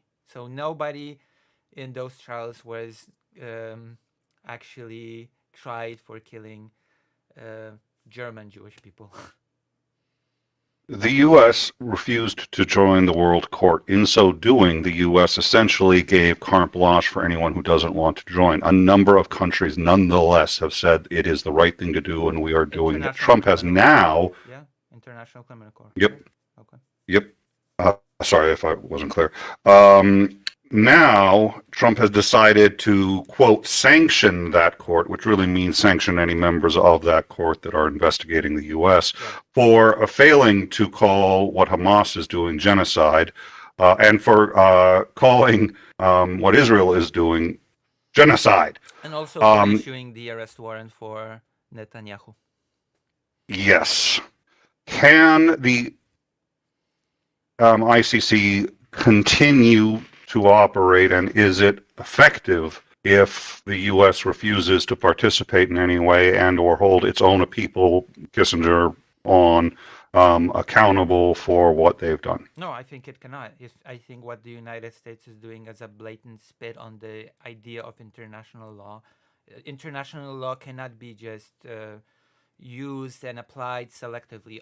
Either everybody abides by it or nobody abides by it. And it just gives carte blanche to other countries such as China and Russia to say the United States doesn't care about international rules. Why would it? In fact, the vice minister of foreign affairs in Russia said, look, we've outweighted Biden, who wanted this liberal law-based order in the world. Now we have this guy who's basically our man. We can do this nice bipolar world order when might makes right, and it's all good now. We don't have to care about this liberal law order, and that is what it is. What it is. Trump doesn't care about international law, and if a big country, the most powerful country, doesn't care about international law, then the whole idea becomes worthless in practice, which is a shame because I believe that we should move towards a world in which there wouldn't be these polars that would just bully the smaller countries and be considered the only important players in the world. There should be international rules that everybody should have to abide by, and there should not be a situation in which a president of the United States says in an official document, you cannot prosecute any of our friends, any of the countries that are our allies. We cannot do anything to anyone we like, because we actually it really is becoming like the Star Wars I love democracy. We actually really like the international rules based order, but you know what? You just cannot do it to any of us or any of our friends, or else we will just sanction you, and this is ridiculous. Like, I heard earlier, yeah. yeah, the answer is it cannot function. I heard earlier today that the U.S. actually only supplies about 30% of the aid that effectively gets to Ukraine. I'm not sure if that number is accurate or not. I think it was I think it's bigger. I believe it has to be bigger, at least when it comes to military aid, because you have to separate military aid from humanitarian aid, of course. So what happens if Trump decides that the path of least resistance in this case is to say, well, I'm going to do the presidential thing, the right thing, and actually stay out of it. This is just a European matter, knowing full well that that's actually siding with Russia. Well, staying out of it is siding with Russia. So he says, I'm going to stay out of it and just allow Putin to continue, and I'm going to pull out all aid. At that point, is the EU capable of supporting Ukraine? How long? We do know that Ukraine, in sort of the middle to northern middle areas, if you go back, I think about 10 kilometers, they hit the permanent fortifications that have been put that are likely to stop Russia there, but Russia will continue to hold what they've already gotten. What happens after that, if that happens, in your opinion? Well, I think Ukraine would be in really big trouble. There are a few reasons for that. To begin with, the manufacturing capability of Europe is still not up to task, and there is a big disjoint between individual nation states. Once again, the same problem that does not allow Europe to build a unified army does not actually allow Europe to build a unified manufacturing system. Because as Ukraine has learned in a painful way, there are instances in which Ukraine receives a one model of artillery system, right? And Yep. all countries abide to the same NATO standard of shell, right? Of the Yes. and technically speaking, they should all work with that system, but they don't because in each individual nation state, there's a little bit of a tweak, there's a little bit of a personal touch on those shells, and they end up not being, compatible between themselves. So that's already a big problem that has to be overcome. That you need to do a unified, streamlined system in which all the countries would produce the same thing that could be interchangeable, that everybody would be able to operate in the same way, that you'd not have to train everybody in 10 different systems and how to use them, how they work. You'd not have 10 different types of munition that only work with this or that. You need to have it streamlined, and Europe does not have that. And Europe also does not have an army to supply Ukraine if need be, because there is this talk of a peacekeeping force should the war. That's a whole different topic. We'll get to that, I'm sure. But Ukraine would be in big trouble. I don't think when it comes to the military, Europe would be able to just pick up where the United States would leave and just supply all the aid that it needs. And I think everybody knows it, especially since even now, when the U.S. is still, for the time being, aiding Ukraine, a lot of the time, for ridiculous reasons, and that applies to all countries of Europe, even including Poland, European countries will say, yeah, we'd love to give you those anti-air systems. Yeah, we'd love to give you these things, those things. But you know what? We sort of want them to for our own defense, which at this point is a ridiculous argument because is Russia going to missile this or that country in the middle of a war with Ukraine? Do those countries need those anti-air systems so badly that they cannot spare even one or two to Ukraine? It's ridiculous. This is another part of this puzzle that needs to be discussed. And there's also the fact that European Union is not even united really on the topic of Ukraine. There are countries that are in the European Union that are openly pro-Russia. Slovakia. We have Hungary. We have Romania that's a little bit in trouble when it comes to the whole situation with the presidential election. We have with other countries. We have Georgia that's just also with the Dream Party moving towards Russia. So we also have these sort of problems, right? Like Georgia was supposed to move towards the European Union, but then it just went full steam ahead towards Russia.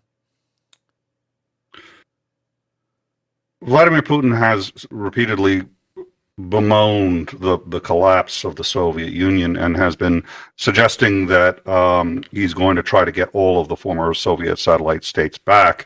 Yeah. How much of the EU is concerned that this is a move against all of those states, and that that this isn't basically early Nazi Germany, where he's like, well, I'm only going to take a third of Czechoslovakia. No, I'm going to take half of Czechoslovakia. No, I'm going to take all of Czechoslovakia. Yeah. And that you can't permit this. How many people are afraid that that's where we are, and how many do you think are saying it's really not our concern? Well, there's also, even considering this, there's the fact that Germany is one big question mark right now. Like, what if the Alternative für Deutschland wins in Germany, right? The party that openly states that Eastern Germany is actually Central Germany, which we all know what that implies, right? And like, I joke, but I wonder, what if the wins, right, controls the country, and in time we end up with a special military operation in Poland because Eastern Germany is Central Germany. And Yeah, yeah. uh, we like it depends on which part of Europe you're talking about. Western Europe will be less worried about the satellite states because the West has already given up on Eastern Europe before historically, so that it can have peace and quiet. And there already is a little bit of a push to segregate the European Union into tier one, which is Western Europe, and tier two, which is the eastern regions of the European Union. But that is a whole topic in itself. And I guess the closer the countries will be to Russia, the more they will be keenly aware of how Russia operates and keenly worried about the situation. The more west you go, the more it will be like, it's far away. So what if Poland becomes a satellite of Russia? It was before, and it was no big deal. You know, I there's Yeah, no big deal except to the people who had to live under it. yeah, but that's not really a concern of people that are far away and aren't really affected. That's unfortunately a lot of the time the reality of the situation. That is the sentiment behind the slogan "Not our war," right? Which is present Yeah. wherever a country just doesn't want to get involved. People say, don't, and it's also a very nasty side effect of the existence of the nation state, in my opinion. The idea of the only people that we have to care about are the people of our nation, those who were born within these borders. They are the only people that we have to give any consideration. All other people are either lesser, or in the case of people that want to come here under certain conditions, are even less than almost non-human entities, like refugees or asylum seekers, for example. Well, it sounds like we need the hostile aliens to show up so that humanity can finally actually unite together and realize, hey, we're actually way more similar than we are different, and maybe we should live like it. Yeah. Right. Oh, okay, so Lucy is Star Wars and you are Star Trek. Got it. Yeah. Sorry, I thought that was funny. Okay, never mind. I'm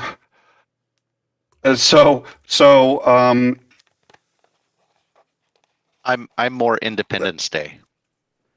You're independent. Oh yeah, that's okay. Yeah, and unites all of. Okay, there you go. I'm not for that scenario. I'm saying I'm not for it, but I guess if it frees Ukraine, no, even if it frees Ukraine, I'm not. Like, I'm not for it's also the alien invasion. But like also people don't realize just and that includes Western Europe and even the United States to some degree. People don't really realize just, and for like Western countries hate immigration, etc. Do people not realize just how much of an immigration, like refugee crisis, Ukraine falling would create? Like, do people not think about these topics at all when they consider what to do in a given country? Even given Putin what he has and he demands more, given the territories that he wants, would create a massive refugee crisis in Europe and maybe even in the United States. And what then? well, and he's already acknowledged in the Budapest Accords that Ukraine was a sovereign country, so there's no real way to go back and say what he's saying now, which is, oh no, it's always been and it's always going to stay that way. Recently, as the justification for the whole rare earth thing, right? Why he wants the rare earth thing, he said, we don't know what will happen, which is an indication of the level of support that the U.S. is willing to commit to the stability of Ukraine, because he said we do not know what the future holds. Maybe Ukraine will be Russian one day, maybe it won't. Yeah. We don't really know, and that's why if we don't get our due payment now, we will feel like idiots when Ukraine becomes Russian. So I can think of two remaining questions I want to ask. The first is we like to think of things in terms of black and white, and one thing caused another, and it's rarely true. There were a lot of things that led to the collapse of the Soviet Union, but arguably one of them was the U.S. deliberately trying to outproduce Russia and deliberately trying to get them entrapped in Afghanistan. So the U.S. was constantly the Star Wars program, which ostensibly was never actually supposed to work. It was just supposed to scare Russia into creating more and more and more until they collapsed their own economy. But part of what did it was this entrenchment in Afghanistan. There has been an argument made, especially on the right, that essentially this is what Joe Biden was trying to do here. He never actually wanted to help Ukrainians. He never wanted to Ukraine to win. This argument has been made in part by Ben Hodges, though he did not opine on the how or why.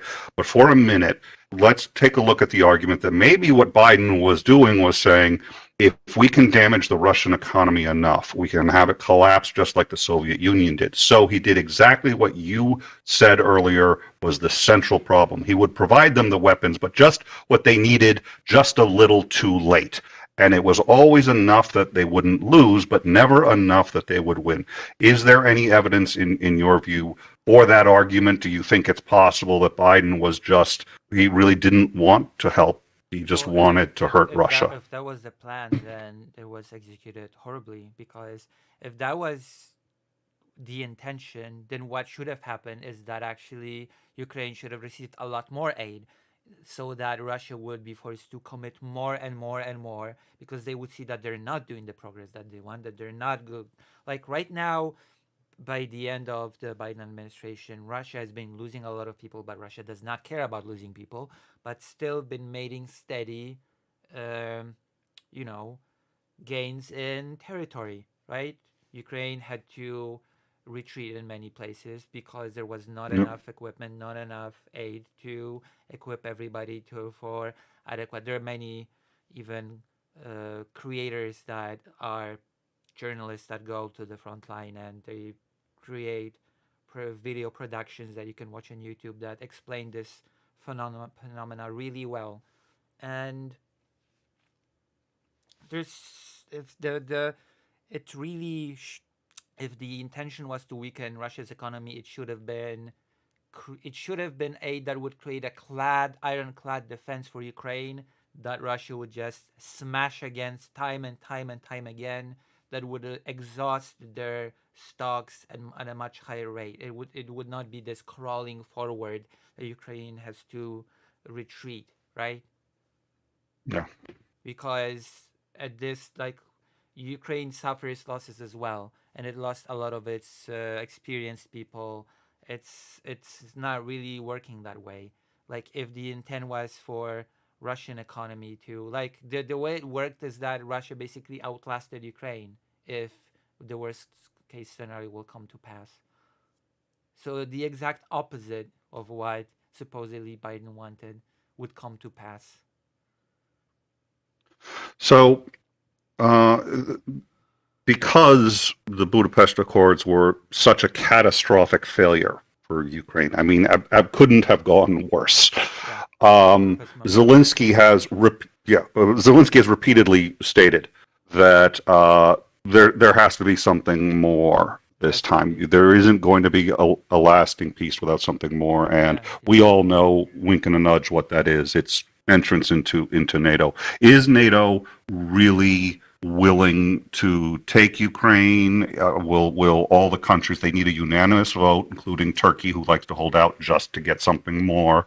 What do you think is the likelihood of that possibility? Will NATO step up? What are your thoughts? No, it won't. No, it won't. All countries will not agree. Countries are too, again, the same escalation dominance problem that we've been talking about before. NATO is just scared of the possible nuclear Armageddon that is looming on the horizon. And we will thus just very consistently, the United States and Germany have been opposed to Ukraine joining NATO, which again, Zelensky himself has asked a really good question. We are not in NATO, so why is Russia here? You say we cannot join NATO. This war supposedly is about NATO. We're not in NATO. We're not going to be in NATO. Why are they still here? Why won't they just retreat? Be like We should get our borders back then, because the main reason for the war is now complete nonsense. And the problem is that NATO is a tangible guarantee of security. We know that by the example of Poland, although some said that there's a probability that if Russia attacked Poland, then the West would decide that Poland is just not worth defending, and losing Poland is not really a big deal, even if it is a part of NATO. But that's neither here nor there. But the problem is that there's nothing. There's not a security guarantee that is given to Ukraine. Ukraine has nothing right now. Ukraine has requested Europe because, as part of the peace, part of the whole system that is supposedly to be put in place, there is to be a peacekeeping force. And again, the United States says we will not commit any troops to such a peacekeeping force. So that's again taking away another security guarantee that the US could potentially give. Would be, we will put our troops on the ground, we will build bases throughout Ukraine, because that's a deterrent that the United States uses very effectively around the world, right? You put a Yeah. base, you put even a small number of soldiers in that base, and what? Will a country just dare to attack US soldiers? No, it won't, because that would mean trouble. So it could be a thing that the United States could very well do in Ukraine, sprinkle bases along near the border. We're manning these with US soldiers, not even a huge amount, because Russia would not just dare attack US soldiers. And that's it. But the United States, or rather Trump, I believe, has said clearly, we're not going to do that. We're not committing any United States troops. So then Zelensky said, okay, why? Well, then we would we would request for the European Union to provide us with 200,000 soldiers, right, as a peacekeeping force, all from all around the European Union. And the response is, no, we cannot provide. And this is the response to how much could the European Union help should the United States pull out. We cannot give you 200,000 soldiers. We will struggle to give you 30 or 40. We will struggle to put together such a peacekeeping force of 30 or 40,000 people. So that is completely useless should Russia attack again. And Russia already said that we will not allow any peacekeeping force to be in Ukraine, because we will just attack them, because they will be legitimate military targets. So there's no alternative to NATO, and Ukraine is basically left with nothing. Ukraine is left just bare-assed to be attacked in the future. That is the reality of the situation as it shapes up right now. There's nothing that Ukraine has tangibly, and that is another thing, another problem that Ukraine has. It is at the de facto mercy of its so-called allies when it comes to negotiation, both with them and with Russia. Like, what sort of bargaining power does Zelensky to say to Putin, maybe we could work out a better deal? Maybe it shouldn't be 500 billion in rare earths. Like, the United States has certainly not provided 500 billion worth of aid. Like, and a lot of the aid, which is a thing that people do not understand, a lot of the money from that big aid figure from the United States goes to the US manufacturing of weapons to replenish the stock after the old weapons that are given to Ukraine, right? So it's not like Ukraine has received some huge amount of money. Now Ukraine has received the old equipment, and the money goes back to the industry to replenish.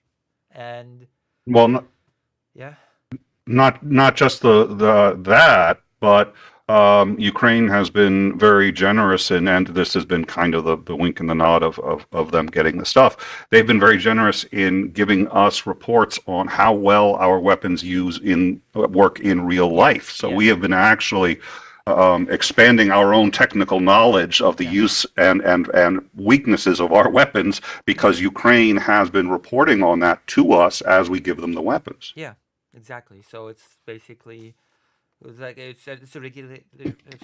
a ridiculous thing to say you have to give us now 500 billion in rare earths. Like, if Ukraine received actual aid worth $500 billion, we would have been in a completely different place now. it would have been a completely Yeah. different reality right now on the ground. Well, Lucy, you've given us a tremendous amount of information, and I really thank you for that. Before we go, is there anything that you feel we missed that you wanted to talk about or that you think is important on this topic? I know we've touched on a lot of stuff, the Budapest Accords, what Trump is doing, what's been offered, that phone conversation. Anything you feel we missed or anything that you wanted to I talk mean, you about do breaking before we news, head out? right? Yes, we do. So we could discuss briefly the new peace talks on Ukraine will include both Zelensky and Putin, Pentagon chief says. Oh, that is breaking. That's a dramatic change from 3 hours ago. But that's my new catchphrase. Is that's a dramatic change from 3 hours ago because that's basically all the. I mean, Zelensky and the EU have both said that they would not accept a deal that did not include Zelensky in the forming of that deal. So it's odd that should have to be said, but that had to be said. So. Yeah. Yeah. So it says here, U.S. Defense Secretary Pete Hegseth. Is that how I'm supposed to pronounce it? Yeah. Hegseth? That's it. Yes. Hegseth, that's yes. Okay, has said that peace talks on Ukraine will involve both Ukrainian and Russian presidents. Of course, to me personally, it doesn't mean much because you can have both parties, but one party might not be allowed to speak as much. It might be overshadowed, talked over, silenced. It's just the presence of a party does not follow that they will all be treated as equal partners. That is a thing that is worth remembering in these sort of conversations. After the Well, EU, and the other thing that's worth yes, Yep. please. Yeah, no, finish. I was just about. The other thing that's worth considering is that, in my view, and people like to say Trump lies a lot, or everything Trump says is a lie. That really isn't true. There's a difference between lying and unreliability. Yeah. Trump and Hegseth are both completely unreliable. If he says something, it's a coin flip as to whether it's true or not. There's no way to know. They don't distinguish. So Yeah, it's not that Hegseth is a liar. He's unreliable. I have no idea if it's true or not. There's no metric for there are truth certain out of any of these things- people. There are certain things Yeah. that Trump does not lie on, right?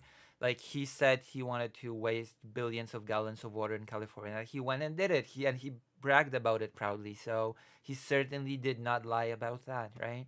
He Well, and he's made deals, and I it's weird, but I give him credit on one thing. It feels weird, it feels odd, but it's sort of like in Trump's mind, this is how it works. He said the thing that we mocked the most was him saying that he was going to build a wall and get Mexico to pay for it.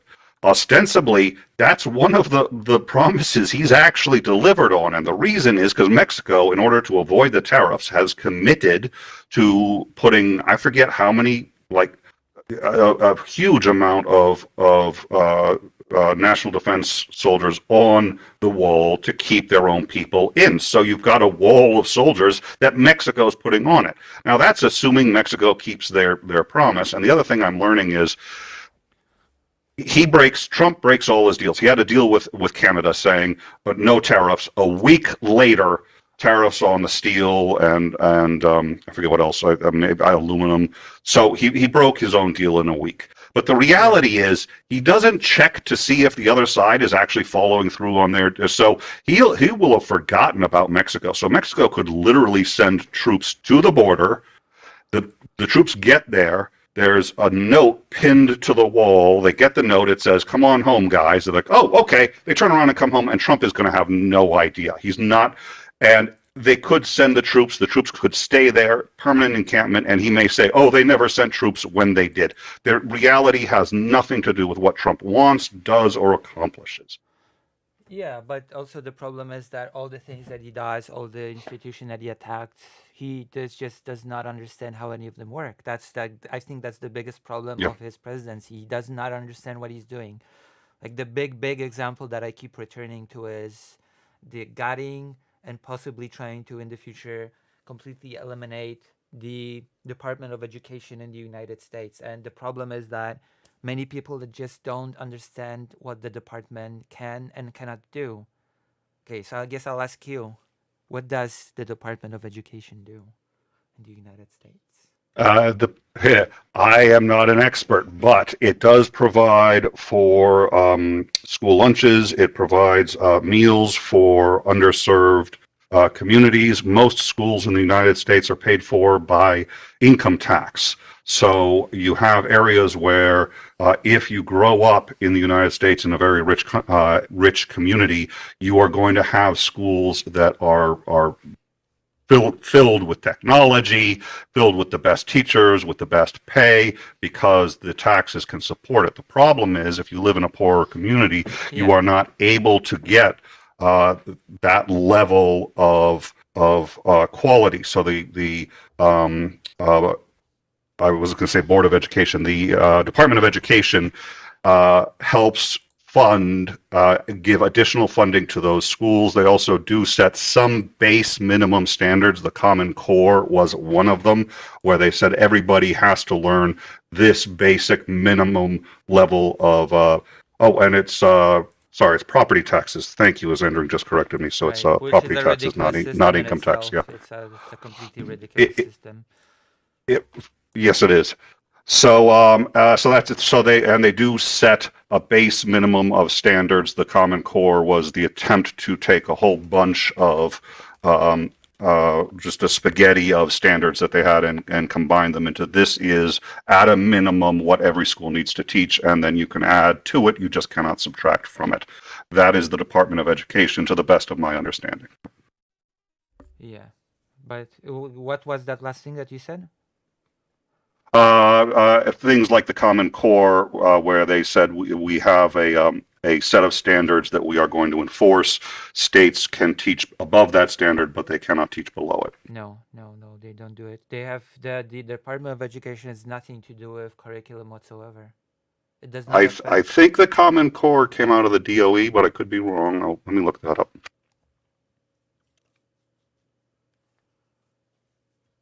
Like the curriculum, at least that is what the Wikipedia says. I just want to see who created the Common Core, because my understanding was I that know was. that the Department of Education, at least according again to the wiki, can give recommendations as to what can be improved in education, but it cannot set any sort of curriculum to any. Like the education is basically in the hands of the individual states. They set the curriculums, they set what is being taught, etc. Which to me is also a pretty bad system, because it means that there's no standard education across the board. Like one state can say we're gonna teach creationism, one state can say we're gonna have this or that, and in my mind, the Department of Education's competency should be expanded rather than shrunk. But then we have Trump going officially in the Oval Office and say, you know what? Our education is so low level. If only we could take the education to the states, give it to the states, then our education would be on the level of all those states like Norway. It would be great. We have such great red states that would just be super happy to take care of the curriculum, and then the education level would skyrocket, which the education is already in the hands of the states, okay? And we are where we are. So, like, trying to gut an institution is one thing, but trying to gut an institution without basic understanding of what it does and saying, oh, if we only had what we already do, things would be great, then I don't know what to say at that point. The only thing that Trump will accomplish is to deprive poor people of grants to get education, make America great again by depriving kids of education and lunches, I guess. Well, and I think this goes in line with the meritocracy, as what's his name, Musk put it.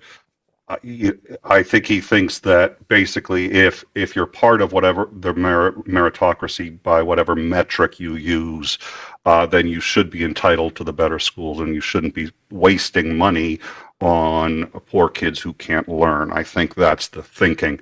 By the way, I did want to just say this.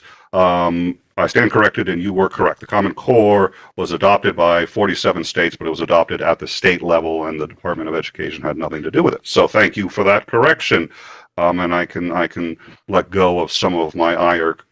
I was a teacher too, so you'd think I'd have known that, but I had always thought the Common Core had come from the DOE, and so thank you for that. I've learned something today.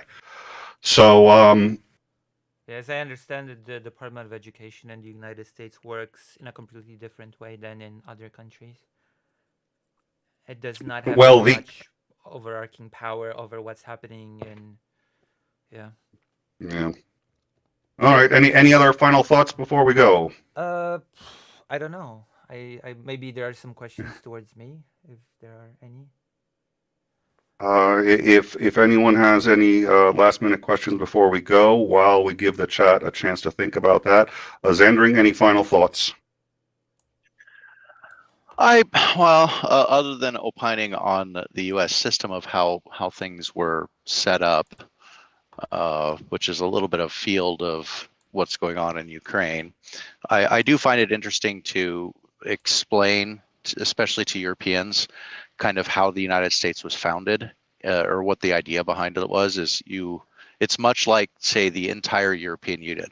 Each of our states, they're called states, with the exception of two, which are commonwealths, because they were kind of viewed as their own countries, and then the U.S. government was put together. They came together, they united, I guess you could say, to form a federal government to help manage the large landmass. But at the time, especially around the founding of the country, you were a resident of your state first. The United States was a distant second. So it was kind of set up in that each state would be its own little microcosm of democracy. That was the idea behind it. So I liken it to the European Union, where you have all of the different countries, also states, and then you have the EU itself, which kind of governs issues between states. So you have that kind of overarching one, but each state's allowed to kind of set its own policies, its own laws, with some restrictions. There were certain powers granted to the federal government that were supposed to be limited and enumerated. And over the years, of course, we've expanded, we've changed a lot of different things. So some of the things have changed, but education has always kind of been viewed more as a local, not even so much on a state level, but more of like a school district level. And there's been attempts to try and unify that together, and to varying success. I mean, some people are happy, some people are not. There's a growing trend of people saying, get your kids out of public school and homeschool them.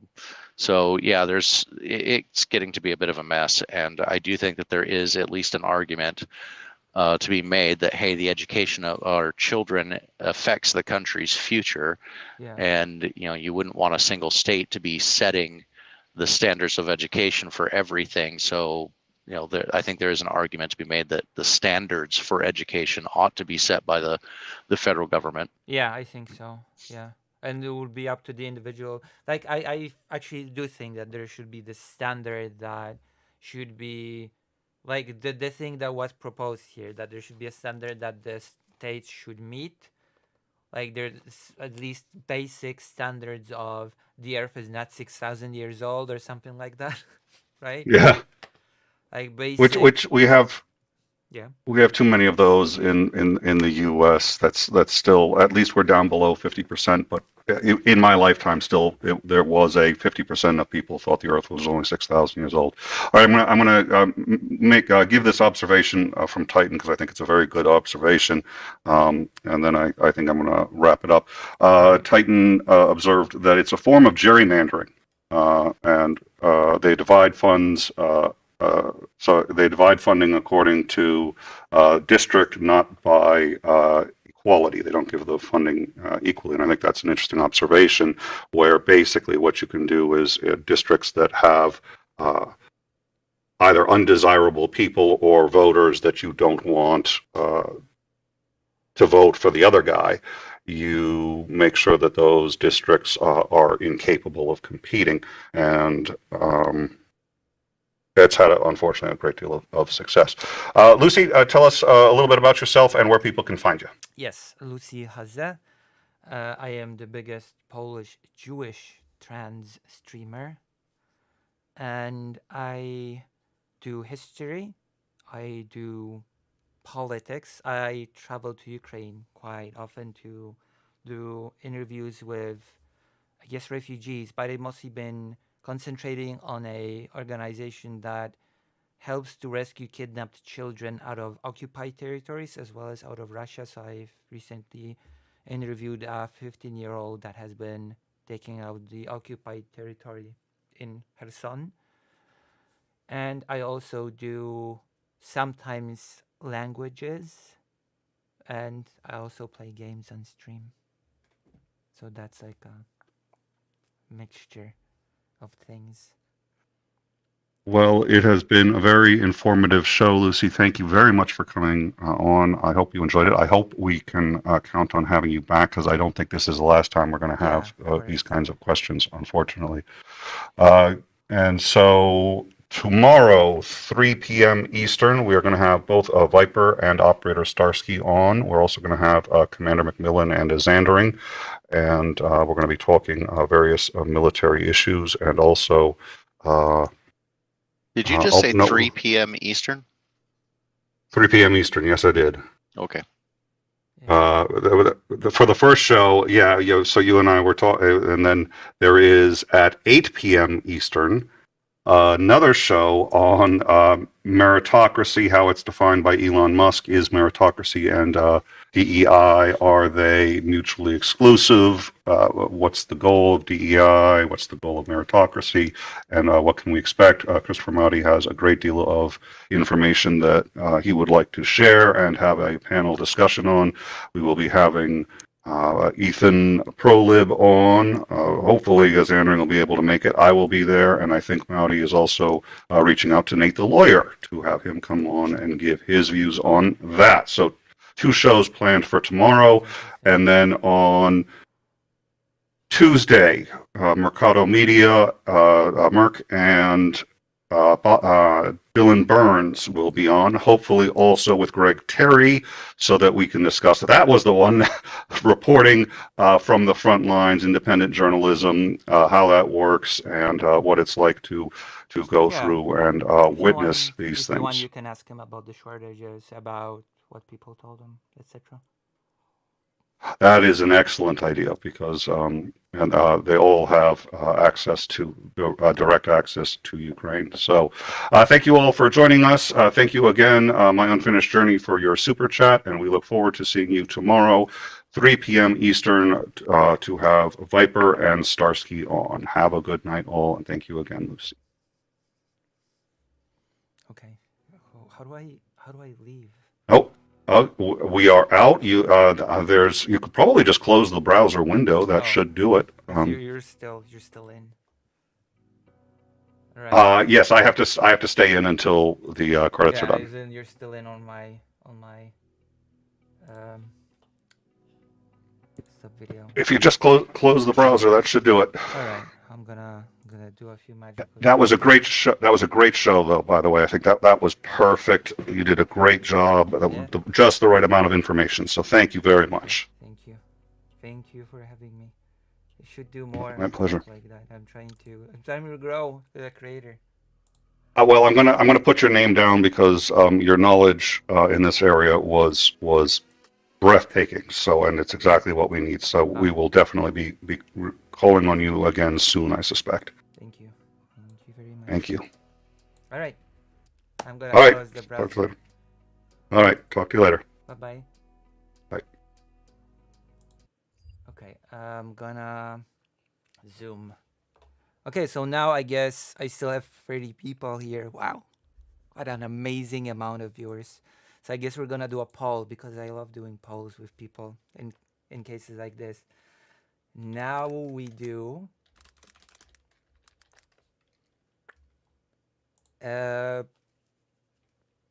politics video game. I think like we've touched upon all the things that I wanted to talk about today, actually, in the show, which is nice.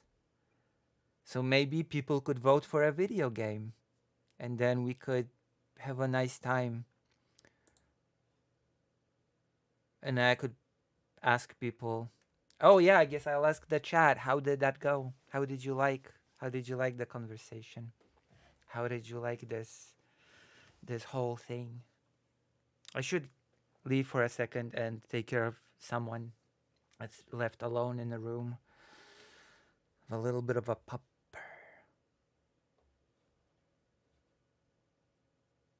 W interview went well. That's good. Politics video game 50-50. How many people voted? 2 people voted out of 30 people in the chat.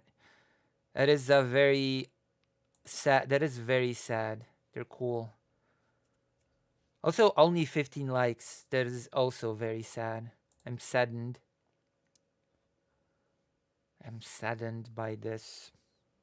I might have to go to the toilet as well. Toilet Lucy. Let me check something. Let me check if anybody has been persuaded by this to become a Lucy Haze viewers.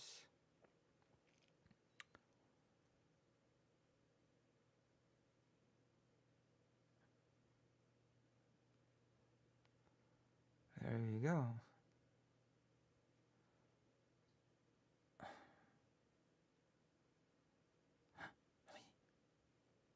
Oh, nice. Yeah. I'm a big content creator now. Oh my gosh. Okay, I'm gonna go to the toilet. Yeah, I think so. I don't know. There were 30 before. Maybe they're lesser now. Maybe they all left. They all left me. Yeah, it says 30 people are watching right now still. It says so on my YouTube. Unless my YouTube's lying, then I don't know. Okay, I'm gonna be back. I'll go to the toilet, and in the meantime, please try to vote. Please try to use your power. Not voting is what brought us Trump. That is what brought us to the situation that we are in. We are where we are because people decided to not go vote. That is actually a whole thing. The numbers, I know. I'm famous now. I'm one of those big content creators. Like, I don't even know who to compare myself to right now. Okay, I'm gonna toilet. I'm gonna check up on the little thing that's waiting for me in the room. BRB. Be right back.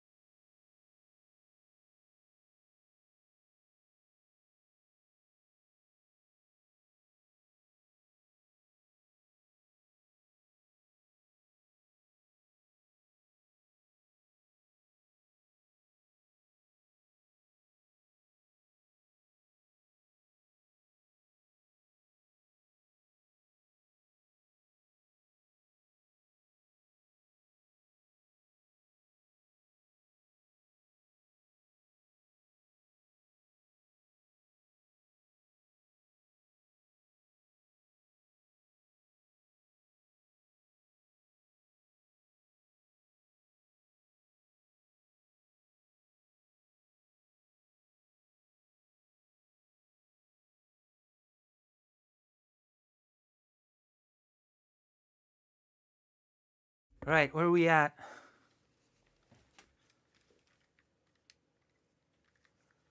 Where are we at?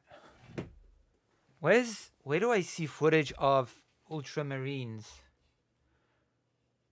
What?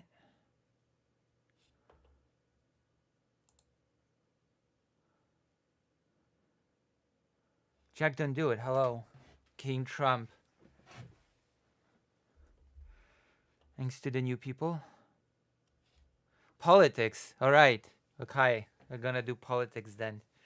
Even though I guess we're gonna read that article that, you know, that I had prepared. I only read the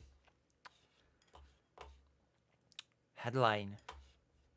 We can even do Polish politics. That is something that you will not get anywhere else. You will only get Polish politics here. So let me check. There's anything news. Did you know that organized crime is back in Poland? So I might get stabbed on the street. Serbia arrests 4 officials for negligence in deadly retirement home. Oh God. Kyiv and EU warn against dirty deal as Trump and Putin talk Ukraine peace. We can take a look at that as well. Although we have discussed it, and this backlash is what caused the change in tune when it comes to the negotiation. Like, we're gonna keep Zelensky in, but yeah, it's good. It's good that Europe finally found some backbone, found some sort of a spine, and said, "Hey, listen, you're not gonna do that. We cannot allow you to do that." Like, thank God. Like, we literally have countries in the European Union that are just pro-Russia. And if the AFD, by the way, I forgot to say it in the show, but if the AFD wins, not only we might see a future special military operation in Poland, but also the AFD is not pro-Ukraine. So that would be a pretty big member of the European Union withdrawing the aid for Ukraine.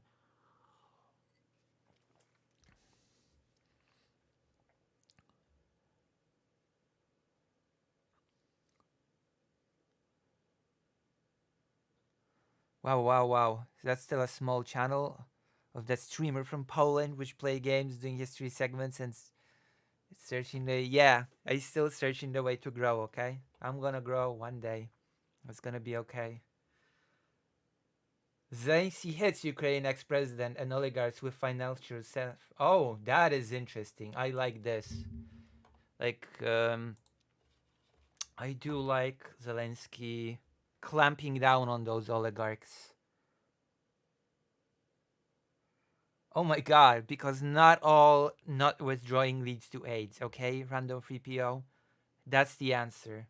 It's not like you don't withdraw, you always get AIDS, okay? You get tested first, and then you can safely stay and not withdraw. Poland signs agreement with Google on adopting AI. Uh-oh. Asylum seeker plows into crowd injuring 28 ahead of German election. I wonder if this will play into AFD. I wonder. What timing? Oh, okay. We're gonna do the most important segment of the day, okay? This is okay. If there's anything that I have to talk about tonight, it's this. It's the most important segment. Okay, I've decided what to talk about. Like, if there's important politics that we need to discuss, it is this, definitely. And you will understand why soon enough. Streamlabs, Opera. There you go. Oh my gosh. Done. I'm gonna make myself smaller now.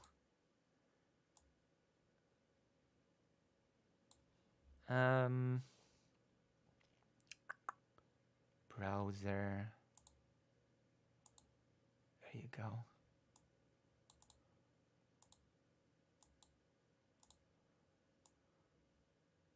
Yes, here we go. We are winning. Did you know that vodka is actually something that has been invented in Poland? Apparently.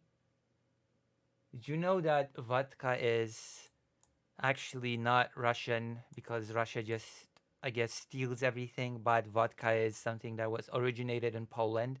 and now Poland has taken its rightful place in the world and overtakes Russia in vodka exports. Zhubrówka has overtaken whatever Russian brand that is popular in the day. Exports of Polish spirits, including vodka, have increased by some 7% year on year, according to new data, with the country overtaking Russia, its chief competitor in the trade. Oh, good night, Greater Rain. And we're gonna check it, okay? We're gonna fact check my claim. Like, if Poland created vodka, then Poland should be the number one in the export. Do you not agree? Let me see. Poland created a vodka, which, if we agree that Poland created vodka, then we should call it by its real name, okay? By the Polish name, wódka. That's how you should say it from now on. If we accept that it's been created in Poland, wódka. Repeat it after me. Repeat it in the chat. Wódka. Okay? That's the proper pronunciation that you're gonna use now. None other. Maybe I'll just ask. Was vodka created in Poland? Alright. Where is the origin of vodka, Russia or Poland? Early forms of vodka-like spirits were likely produced in both countries as far back as the 8th or 9th centuries. However, the first documented production of vodka for medical purposes was in Poland in 1405, while the first Russian reference to vodka, called bread wine at the time, dates to 1533. So Poland wins, Russia loses, Russia's a thief, Russia's a traitor, Russia stole vodka, or as we should be calling it now, wódka, from Poland. Was vodka invented in Poland? The vodka we know today originated from Poland. However, the exact origin of Polish vodka is unknown. Some people say that vodka was invented by a monk named Stańczyk in the early 15th century, while others claim that it was actually Prince Jan III Sobieski who made vodka popular in Poland. Aren't you glad that you're learning all of this important history? Poland is the vodka basket of Europe. I mean, you have to drink something with that bread, right? That is why the cooperation between Ukraine and Poland was so smooth. The bread basket and the vodka basket. You need to drink Smirnoff. That's the Russian brand. The Polish brand is Zhubrówka, like this, with this animal on it. The Rzeczpospolita Daily reported that interest in Polish vodka has surged due to the embargo imposed on Russian products by West after Moscow invaded Ukraine in February 2022. So that all checks out. That all works out. It's great. Poland takes its rightful place as the number one importer in... Actually, I'm going to do a poll. I'm going to make another poll because this is a stream. The whole point of streaming is to interact with the audience. So, do you drink vodka? Yes, I drink Polish vodka. And the answer, the answer of shame. Yes, I drink Russian vodka. And the third option, I don't drink vodka. I don't drink vodka. Start the enquete, which is a poll, but I call it like that because I'm a very... Alright. And White Monster and you become unspeakably powerful. Let's see what people will say if you drink vodka and if it's like, oh, I don't drink vodka. 1 vote.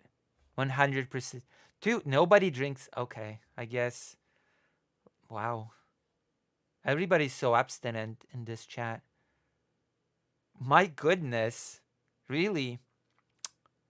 Well, I guess the news are not as exciting for you then, but it's still interesting in it.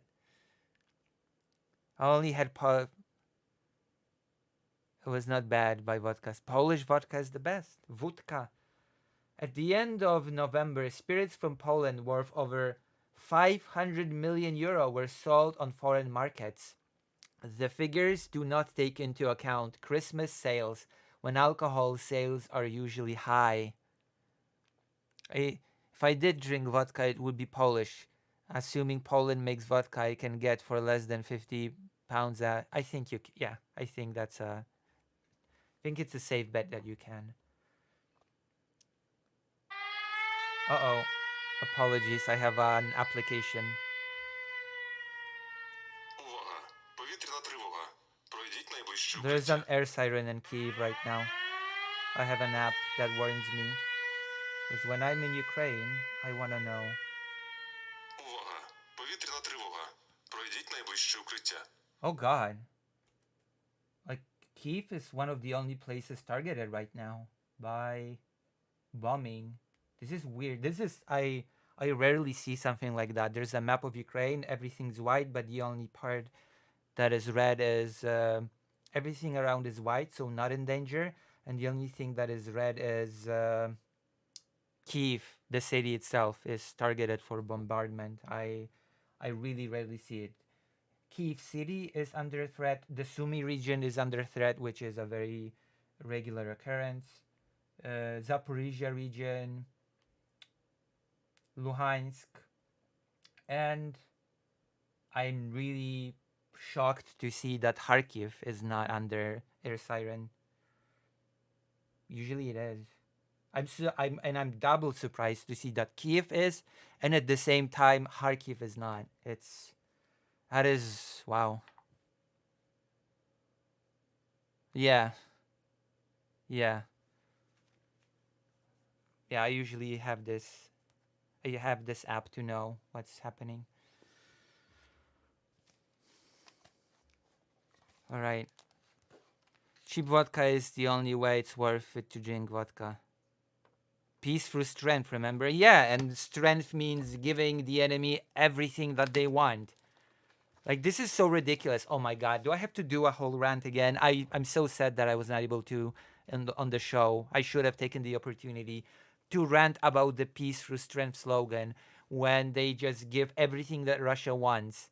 And then they're like, oh yeah, pre-2014 borders, unrealistic.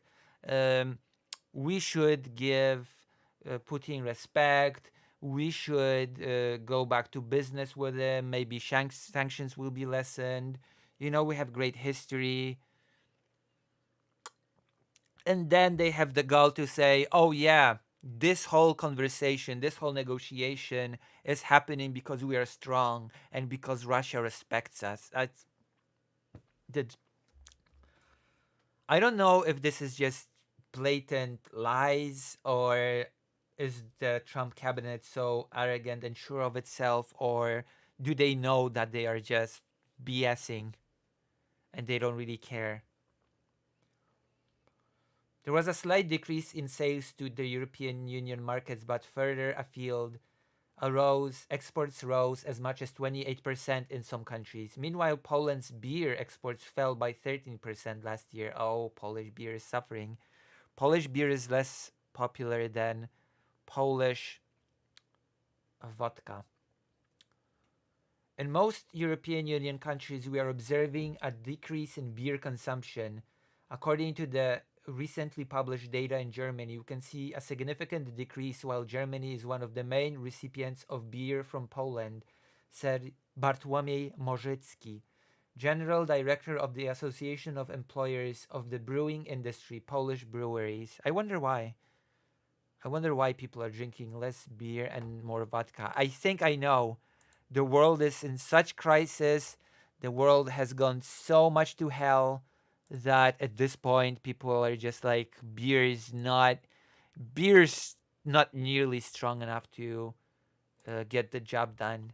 Like, we need something far stronger than beer at this point to go through the day, to get through the day.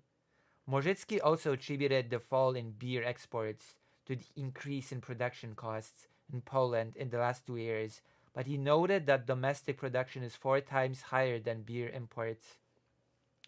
Exports of wine rose by 37%, but this was owed less to domestic production and more to the re-export of products previously imported from other wine regions. Huh, interesting.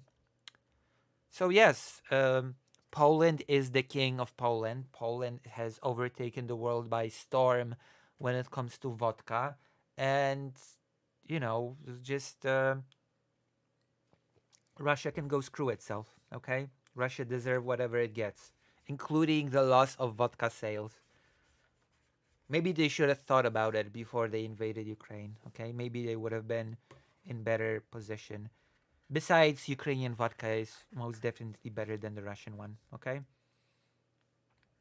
I'm showing my bias here. I'm gonna say it. Ukrainian vodka is better than Russian vodka by a significant margin, probably. All right, that's it. That's it when it comes to this topic. That was brilliant. That was my favorite topic of the day. I think this whole stream was building up to this moment, to me talking about how amazing the vodka in Poland is and why you should get it. Do you not think? Also, if you enjoy what I do, I forgot to shill. I have this page called the White Forest page. So if you've enjoyed today's conversation, if you're enjoying this stream, you could join this page, lucyhazet.org/live, and you could consider donating or becoming a subscriber. Because whatever you... Okay, I cannot say that anymore. The White Forest page takes much less than YouTube or Twitch, which I'll be dual streaming soon. I will be setting up dual streaming. So that's going to be a thing in the near future. Alrighty. Let me see. Chat, don't drive for a few hours after this segment. No, it's fine. It's fine. In Poland, drink driving is a national sport. I'm joking. It's not. But I bet you believed it when I said it. I bet you were like, this sounds actually probable. This sounds like a realistic proposition.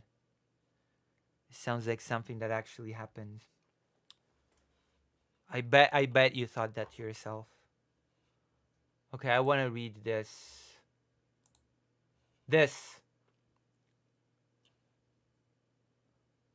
Well, maybe not this yet. I want to... There you go. This is an important thing because I talked about it with the people from In Time. Yeah, dual streaming. I've been helped by I've been helped by a tech guru, okay? I've been helped by a technical magician that helps a lot of people. A pro helper, a pro streamer helper. I'm not gonna disclose the name of that individual, but yeah.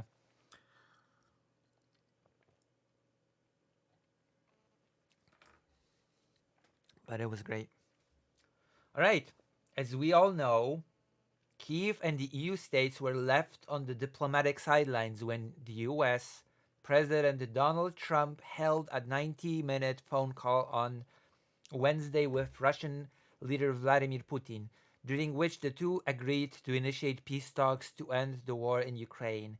And do we actually have a full transcript of the conversation, or do we actually only know what Trump said about this conversation? Because that becomes a pretty interesting and important question. Do we know everything that was said in that conversation even? What if some horrible, terrible things were said and we just don't know about it because they were not, Trump didn't tell us about it? That's a possibility, unless we have an actual transcript from the conversation, which I'm not sure if we do. Trump's move sent shockwaves through European capitals, sparking concerns that Kyiv could be sidelined in discussions about its own future. And everybody that covered it had the same worries. I covered it, I had these worries. I saw other people covering it, they had the same worries. Also, by the way, I would like to introduce you to the best state in the United States. I don't know how many viewers are from the United States, but look, I've got this little Maryland thing on my cup. Because Maryland is the best state. Where was I? Oh, yes. Kaya Kallas, the EU's foreign policy chief, said that Europe must also actively participate in peace negotiations regarding Ukraine because, once again, Europe has a more of an intense interest when it comes to Ukraine. Like, Europe should absolutely be at the negotiation table. In fact, Poland claims that it should be at the negotiating table as the direct neighbor of Ukraine. I've seen Polish politicians say time and time and time again, we must be present at those negotiations as Ukraine's closest allies, literally, physically, geographically. Speaking to European newsroom, which includes news agencies from all over Europe, Kallas said that the outcome of the war in Ukraine will also have a very large impact on what is happening in Europe. Well, of course, if Ukraine falls or gets destabilized, that will directly affect Europe, especially since the European Union is preparing itself for the integration of Ukraine into the European Union, which comes with its own set of challenges and problems. And it requires a restructuring in the European Union as well as the preparation of the European Union to be able to meet the standards of that said body. So yeah, Ukraine has quite a big impact on Europe, which some of the European countries do not seem to grasp. Well, unfortunately, that is an unfortunate reality. Adding that according to her, no peace settlement will work which does not include the European Union, and especially no peace settlement will work that will not include Ukraine and Zelensky. Oh, there we go. Now the map has changed. Now the whole Kiev region is red. Cherkasy region, Kirovohrad region is also under bomb threat. Poltava, Chernihiv, Kharkiv, of course. Kharkiv joined pretty soon after. Donetsk. Yep. Predictably, all these oblasts have joined the air raid alarm. Very predictably. Okay.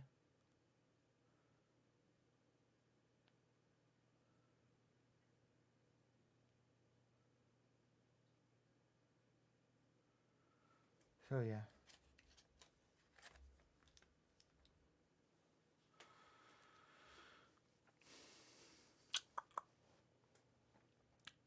Speaking to European newsroom, which includes news agencies from all over Europe, Kallas said that the outcome of the war in Ukraine will also have a very large. Okay, we've seen this. We've read this part already. But Hegseth rejected criticism of Washington's negotiation strategy with Russia and warned Europe against treating America like a sucker by making it responsible for its defense. Okay. That is a very twisted misinterpretation of what is happening because if I remember correctly, the members of the Budapest the parties to the Budapest Memorandum were the United States of America, Russia, as well as the United Kingdom. Okay? It's not a matter of defending Ukraine on being responsible for Europe's defense. It's a matter of fulfilling your obligations, the obligations of preserving Ukrainian borders, the 1991 borders. Make no mistake, President Trump will not allow anyone to turn Uncle Sam into Uncle Sucker, Hegseth told a press conference at North Atlantic Alliance headquarters in Brussels, because I guess if you are forced to fulfill your obligations, then you're a sucker. He also rejected the idea that he was undermining NATO or European security saying NATO is a great alliance, the most successful defense alliance in history, but to endure for the future, our partners must do far more for Europe's defense. I mean, I'm sorry to say, but all signs lead to the conclusion that the US is selling out Ukraine, throwing it under the bus, giving it out to the wolves. We must make NATO great again. I mean, countries are already upping their budgets. Poland is projected to be spending 4.7 of its GDP for the military this year. So it's really close to the 5% that Trump has demanded of NATO. But Hegseth later said that Trump had spoken both with Ukrainian President Volodymyr Zelensky and Putin, adding any negotiation will be had with both.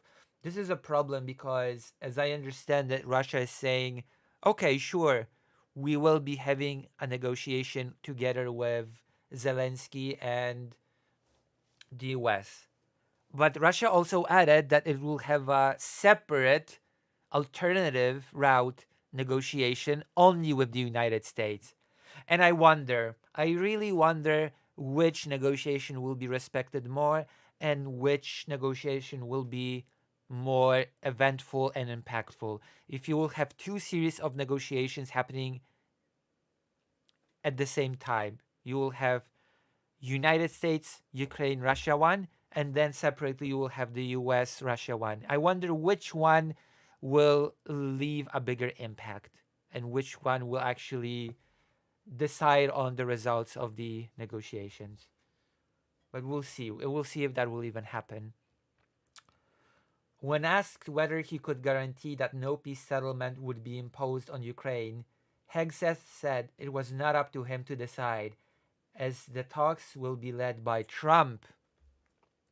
I believe Trump 100% when he said, I got a very pleasant conversation with President Putin, and it's not me who's unironically trying to mock him, but rather I'm him saying that it was pleasant. Yeah, I know. I mean, of course, for him it was pleasant. Their mentality is very similar. If you've not noticed, they both don't care about international law. They both basically think that might makes right. Like, of course, they're gonna be thinking alike. It was pretty pathetic the way he said this little thing in the tweet. Where was it? Hold on. Where do I have that? Oh, I've got the tweet here. President Putin even used my very strong campaign motto of common sense. Like, this is so sad. President Putin even used my slogan. Isn't that cool? We must make NATO great again. Both, led by Trump. Separate track for US Kyiv talks. There you go. This is the thing that I've been talking about just seconds ago. Kremlin spokesman Dmitry Peskov, a very outspoken spokesman, also said on Thursday that Ukraine would, of course, be involved in talks to end the war, but there would be a separate US-Russian track to the negotiations.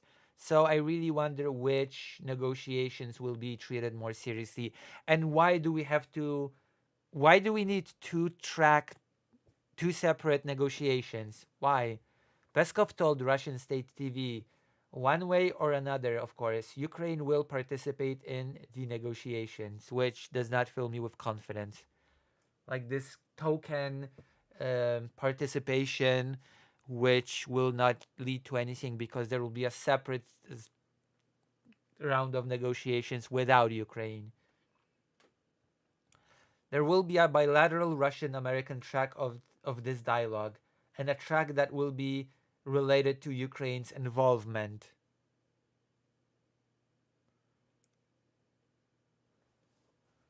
Okay? Tusk and Zelensky call for unified position.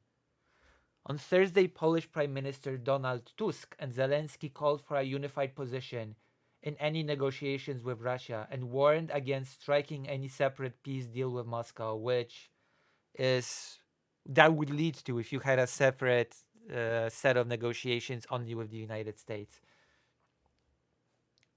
Zelensky and Tusk held a phone call during which the two leaders discussed the conditions necessary to reach a lasting peace in Ukraine. Following the call, the Ukrainian president wrote on social media platform X that he and Tusk agreed that no negotiations with Vladimir Putin can begin without a united position from Ukraine, Europe, and the US, which already poses a problem because, as I've said on the show before, the European Union is not actually united on Ukraine. It is a sad reality, and we don't know what will happen in Germany. So that could become an even larger problem. But because at the end of the day, Slovakia and Hungary will not be the deciding factor in the European Union when it comes to the pro-Ukrainian or anti-Ukrainian stance. But if the AfD wins in Germany, then I actually don't know anymore. I honestly, genuinely don't know anymore what the whole attitude of the of the European Union will be. Like, I'm pretty sure that the European Union will start panicking about Germany if the AfD wins. Afterwards, Tusk posted on X, the message is clear. Ukraine, Europe, and the US must be fully united and engage in peace talks, which we already know that won't happen. Like, Trump is waging a trade war with Europe with his cool tariffs. So I'm very skeptical. I'm very skeptical of that happening. We'll see. We're just going to have to see what happens, right? It'll be let me see. Let me prepare something for you. So how do we feel? Do you feel more confident after hearing this? Do you feel like Ukraine will have more of a say at the negotiation table? Write in the chat. Write your thoughts in the chat. There are quite a lot of you today. So what do you think? I'm not sure if it will make a difference, to be honest. The fact that there will be a separate negotiation that will involve only the US, and it worries me. It worries me that this is just a little bit of a token gesture towards Ukraine. Oh yeah, you will have your times when you will participate, but during the actual substantial negotiations, he'll just be kept out of the room, of course. Does that make sense? Or not at all?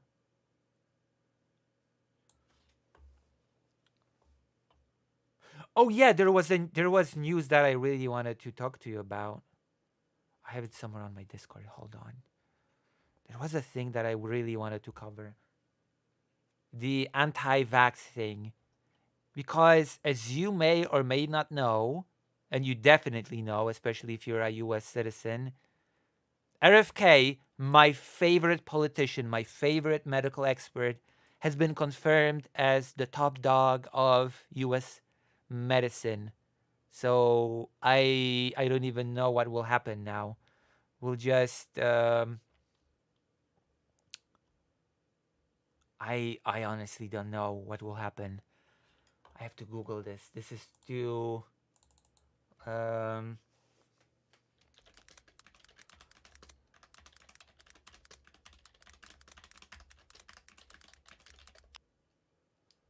you go, from 8 The Independent. I'll try to read it in The Independent. I hope there's no paywall for this. There you go. We're gonna read about this because, as we all know, RFK is a staunch anti-vaxxer and a conspiracy theorist, and that guy is in charge of healthcare right now. And I'm not amazingly hopeful, gonna be honest. Makes perfect sense. Well, I'm gonna insert some copium into you and say how much I think America will become healthy again. And now we are seeing like an example. You know who JD Vance is? Hello, Arkael. Are you familiar with a politician called J.D. Vance? Well, that that politician, J.D. Vance, has a relative.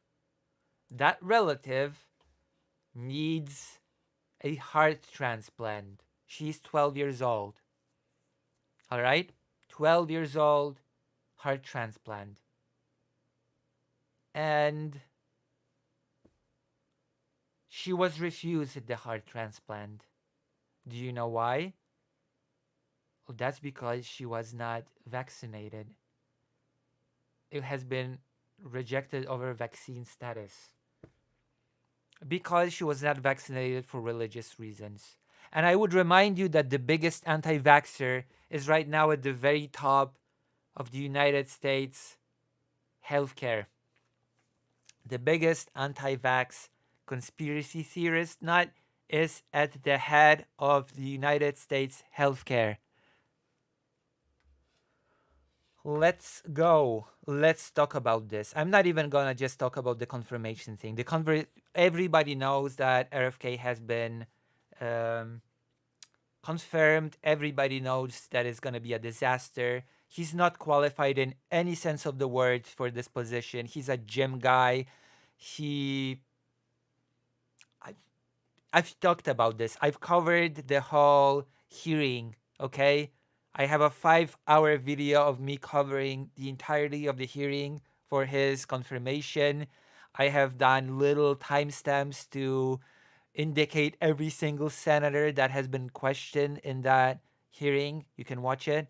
But what is important right now is maybe to discuss a little bit what sort of effects his beliefs will have on the US healthcare. Okay, let's do a little bit of an analysis of a case. Right? Let's do a little bit of an analysis of a specific case. I'm not gonna say that it's my pleasure because this situation is actually pretty horrible. But a little girl was denied heart transplant because she's not vaccinated, because her family refused to get her vaccinated because of religious beliefs. Which should not be, there should be such a clear, the separation of state and church should be so clear that you should be vaccinated no matter what. No matter what religion, what belief, certain vaccinations should be mandatory, period. No matter what you say. A relative of Vice President J.D. Vance says an Ohio hospital has refused to put her 12-year-old daughter on its heart transplant waiting list over her vaccine status. Janine Deal, a mom of 12 from Indiana who is related to Vance's half-siblings through marriage, adopted Adeline from China as a 4-year-old, knowing the little girl had 2 heart conditions, Abstein's anomaly and Wolff-Parkinson-White syndrome, that meant she would one day require a transplant. So they've known many, many years ahead that they would need a transplant. They knew. So they must have looked into the requirements as well, by the way, which baffles me that they've then decided not to vaccinate. The girl has been receiving treatment from the Cincinnati Children's Hospital, a leader in pediatric organ transplantation, for almost a decade. The facility requires that heart transplant patients receive vaccinations for COVID-19 and flu, as recipients are at much higher risk of infection. Deal said Adeline's doctor confirmed to the family that she was in heart failure on January 17th. My heart's getting sick, Adeline Deal told Local 12. I get tired. My legs get too tired to stand.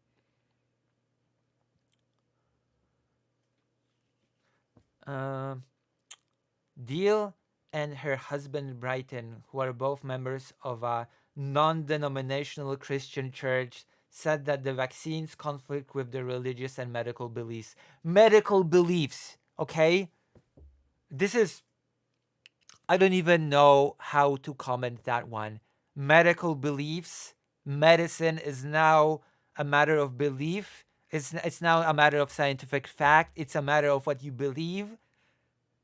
Oh yeah, I believe in aspirin. I believe in surgery.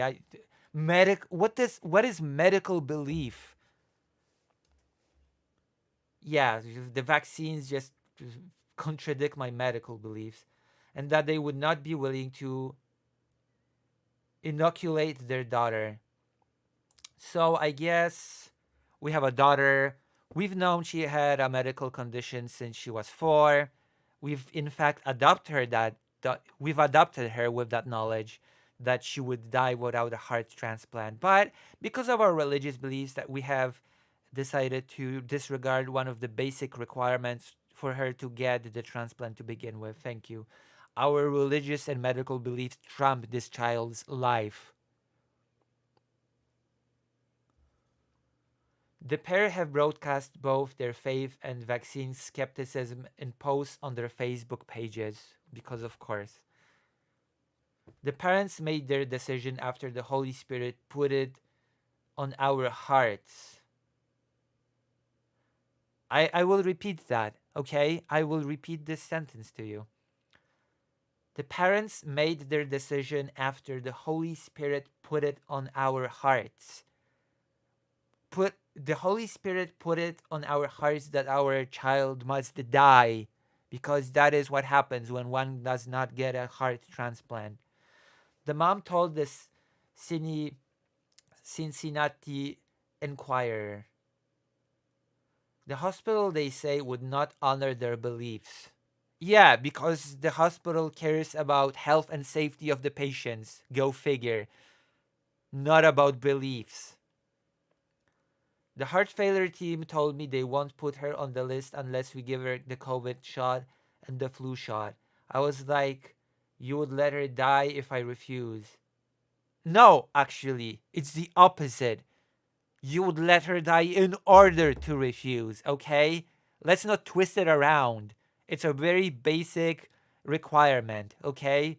You would let your child die in order to be able to smugly say, I adhere to my beliefs, okay? Not the other way around. Because the doctors actually have a legitimate reason to do the thing.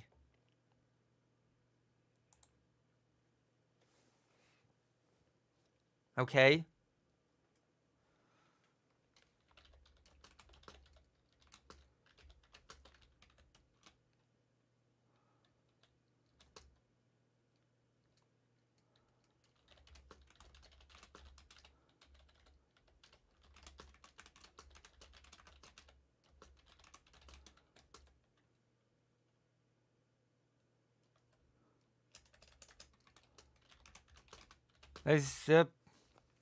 I love how they refuse to meet a basic standard of medicine, and then they go, "Oh, you would let our child die just because you don't want to, risk infection that is a much higher probability should you not vaccinate." It's just like Christian Science when parents have too much control over what medicine their kids can access. Yeah, exactly. Some American Christians saying that God hates gays, so let's not make mistakes. Everything that science does in itself is true and real. Ugh. This is such a ridiculous situation. So you would let her die if I refuse. The mom wrote in a Facebook post on January 27th. That's their policy, she said. How nuts is that? Yeah, it's so nuts that if you don't vaccinate your child, it could lead to horrible complications, infections, and so on and so forth. That is nuts. Of course, my religious beliefs should be more important than that. Of course. I hate how children are assumed by the states to be the property of their parents. I hate that as well. I hate that with a passion.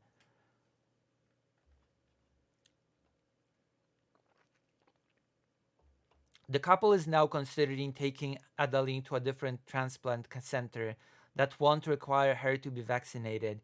In the meantime, the deals have crowdfunded more than 57,000 of their 100,000 goal after setting up a GoFundMe page to help to pay for the transplant. And all it would take is a simple vaccination.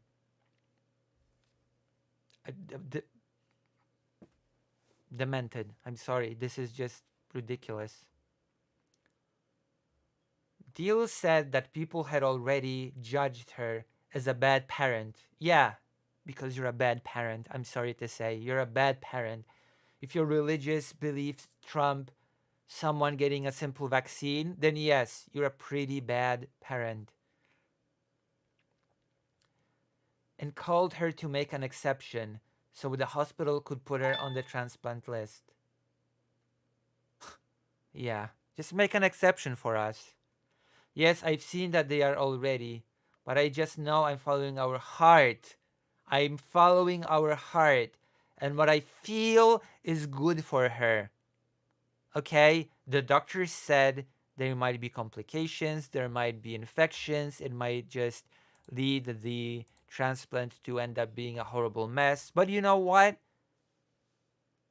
I'm just following my heart. I just know what feels is good. Like you, and this is said seriously, 100% seriously, and nothing should be forced on us. I mean, it's our God, it's our God-given right to kill our children. It's our God-given right to let our children die, isn't it? We can say no. She told Locke, you should not be able to say no, by the way. In cases like this, if the child's life is so clearly at stake, you should not just be able to say no. I'm gonna say it, okay? I'm anti-freedom. But no, you should not just be able to say, oh yeah, if she dies, she dies. It's whatever. On Wednesday, Cincinnati Children's Hospital released a statement on their transplant evaluation and immunization considerations. Because children who receive a transplant will be immunosuppressed for the rest of their life, vaccines play a critical role in preventing or reducing the risk of life-threatening infections, especially in the first year. It said these decisions involve discussion between our providers and the patient's family. Health Resources and Services Administration and the Centers for Medicare and Medicaid Services, who oversee transplant lists in the US, have not mandated vaccination, leaving it up to the hospitals to decide their policies. The American Society, also, I believe it should, by the way. The American Society of Transplant Surgeons agrees with the hospital's vaccination policy for patients in need of an organ transplant. Transplant candidates and recipients frequently interact with other at-risk individuals in the hospital. The ASTS recommends routine vaccination for all organ recipients and for those on the wait list, it said in a position statement on its website. And I'm sorry, it's just ridiculous. This is what anti-vaccine ideology, this is what this sort of thing leads to. And then children die, I guess. No big deal. No big deal that the biggest anti-vaxxer is now in charge of American healthcare. I guess good luck. Good luck, America.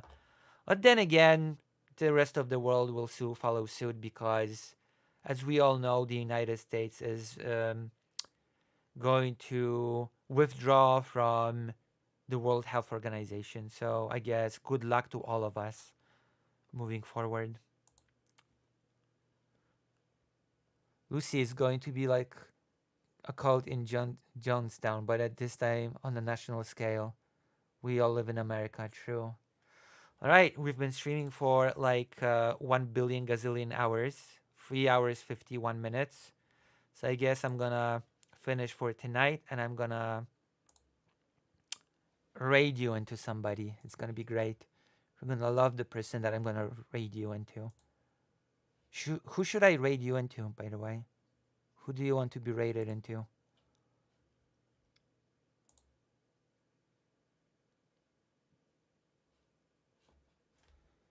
Hold on. Did the internet die again? Hope not. I certainly hope not. No, it's okay. Sorry I wasn't there for the stream. It's okay. You can always rewatch. Rezi? Who's Rezi? I don't know who that is. Rezi. Who is Rezi? Project Unknown? Is that it? Okay, I'm gonna raid you into Rezi. I chose Rezi. It's the one with the Mickey Mouse, right? I'm not raiding you into some strange person, right? Okay. Okay, that's the one with the Mickey Mouse. Okay, I'll see you then. I hope I'm raiding you into the correct person. Good night, and I hope to see all of you next time. I hope to see all of the new viewers. I hope you enjoyed, and I hope you will come here and maybe we will grow together as people. Good night.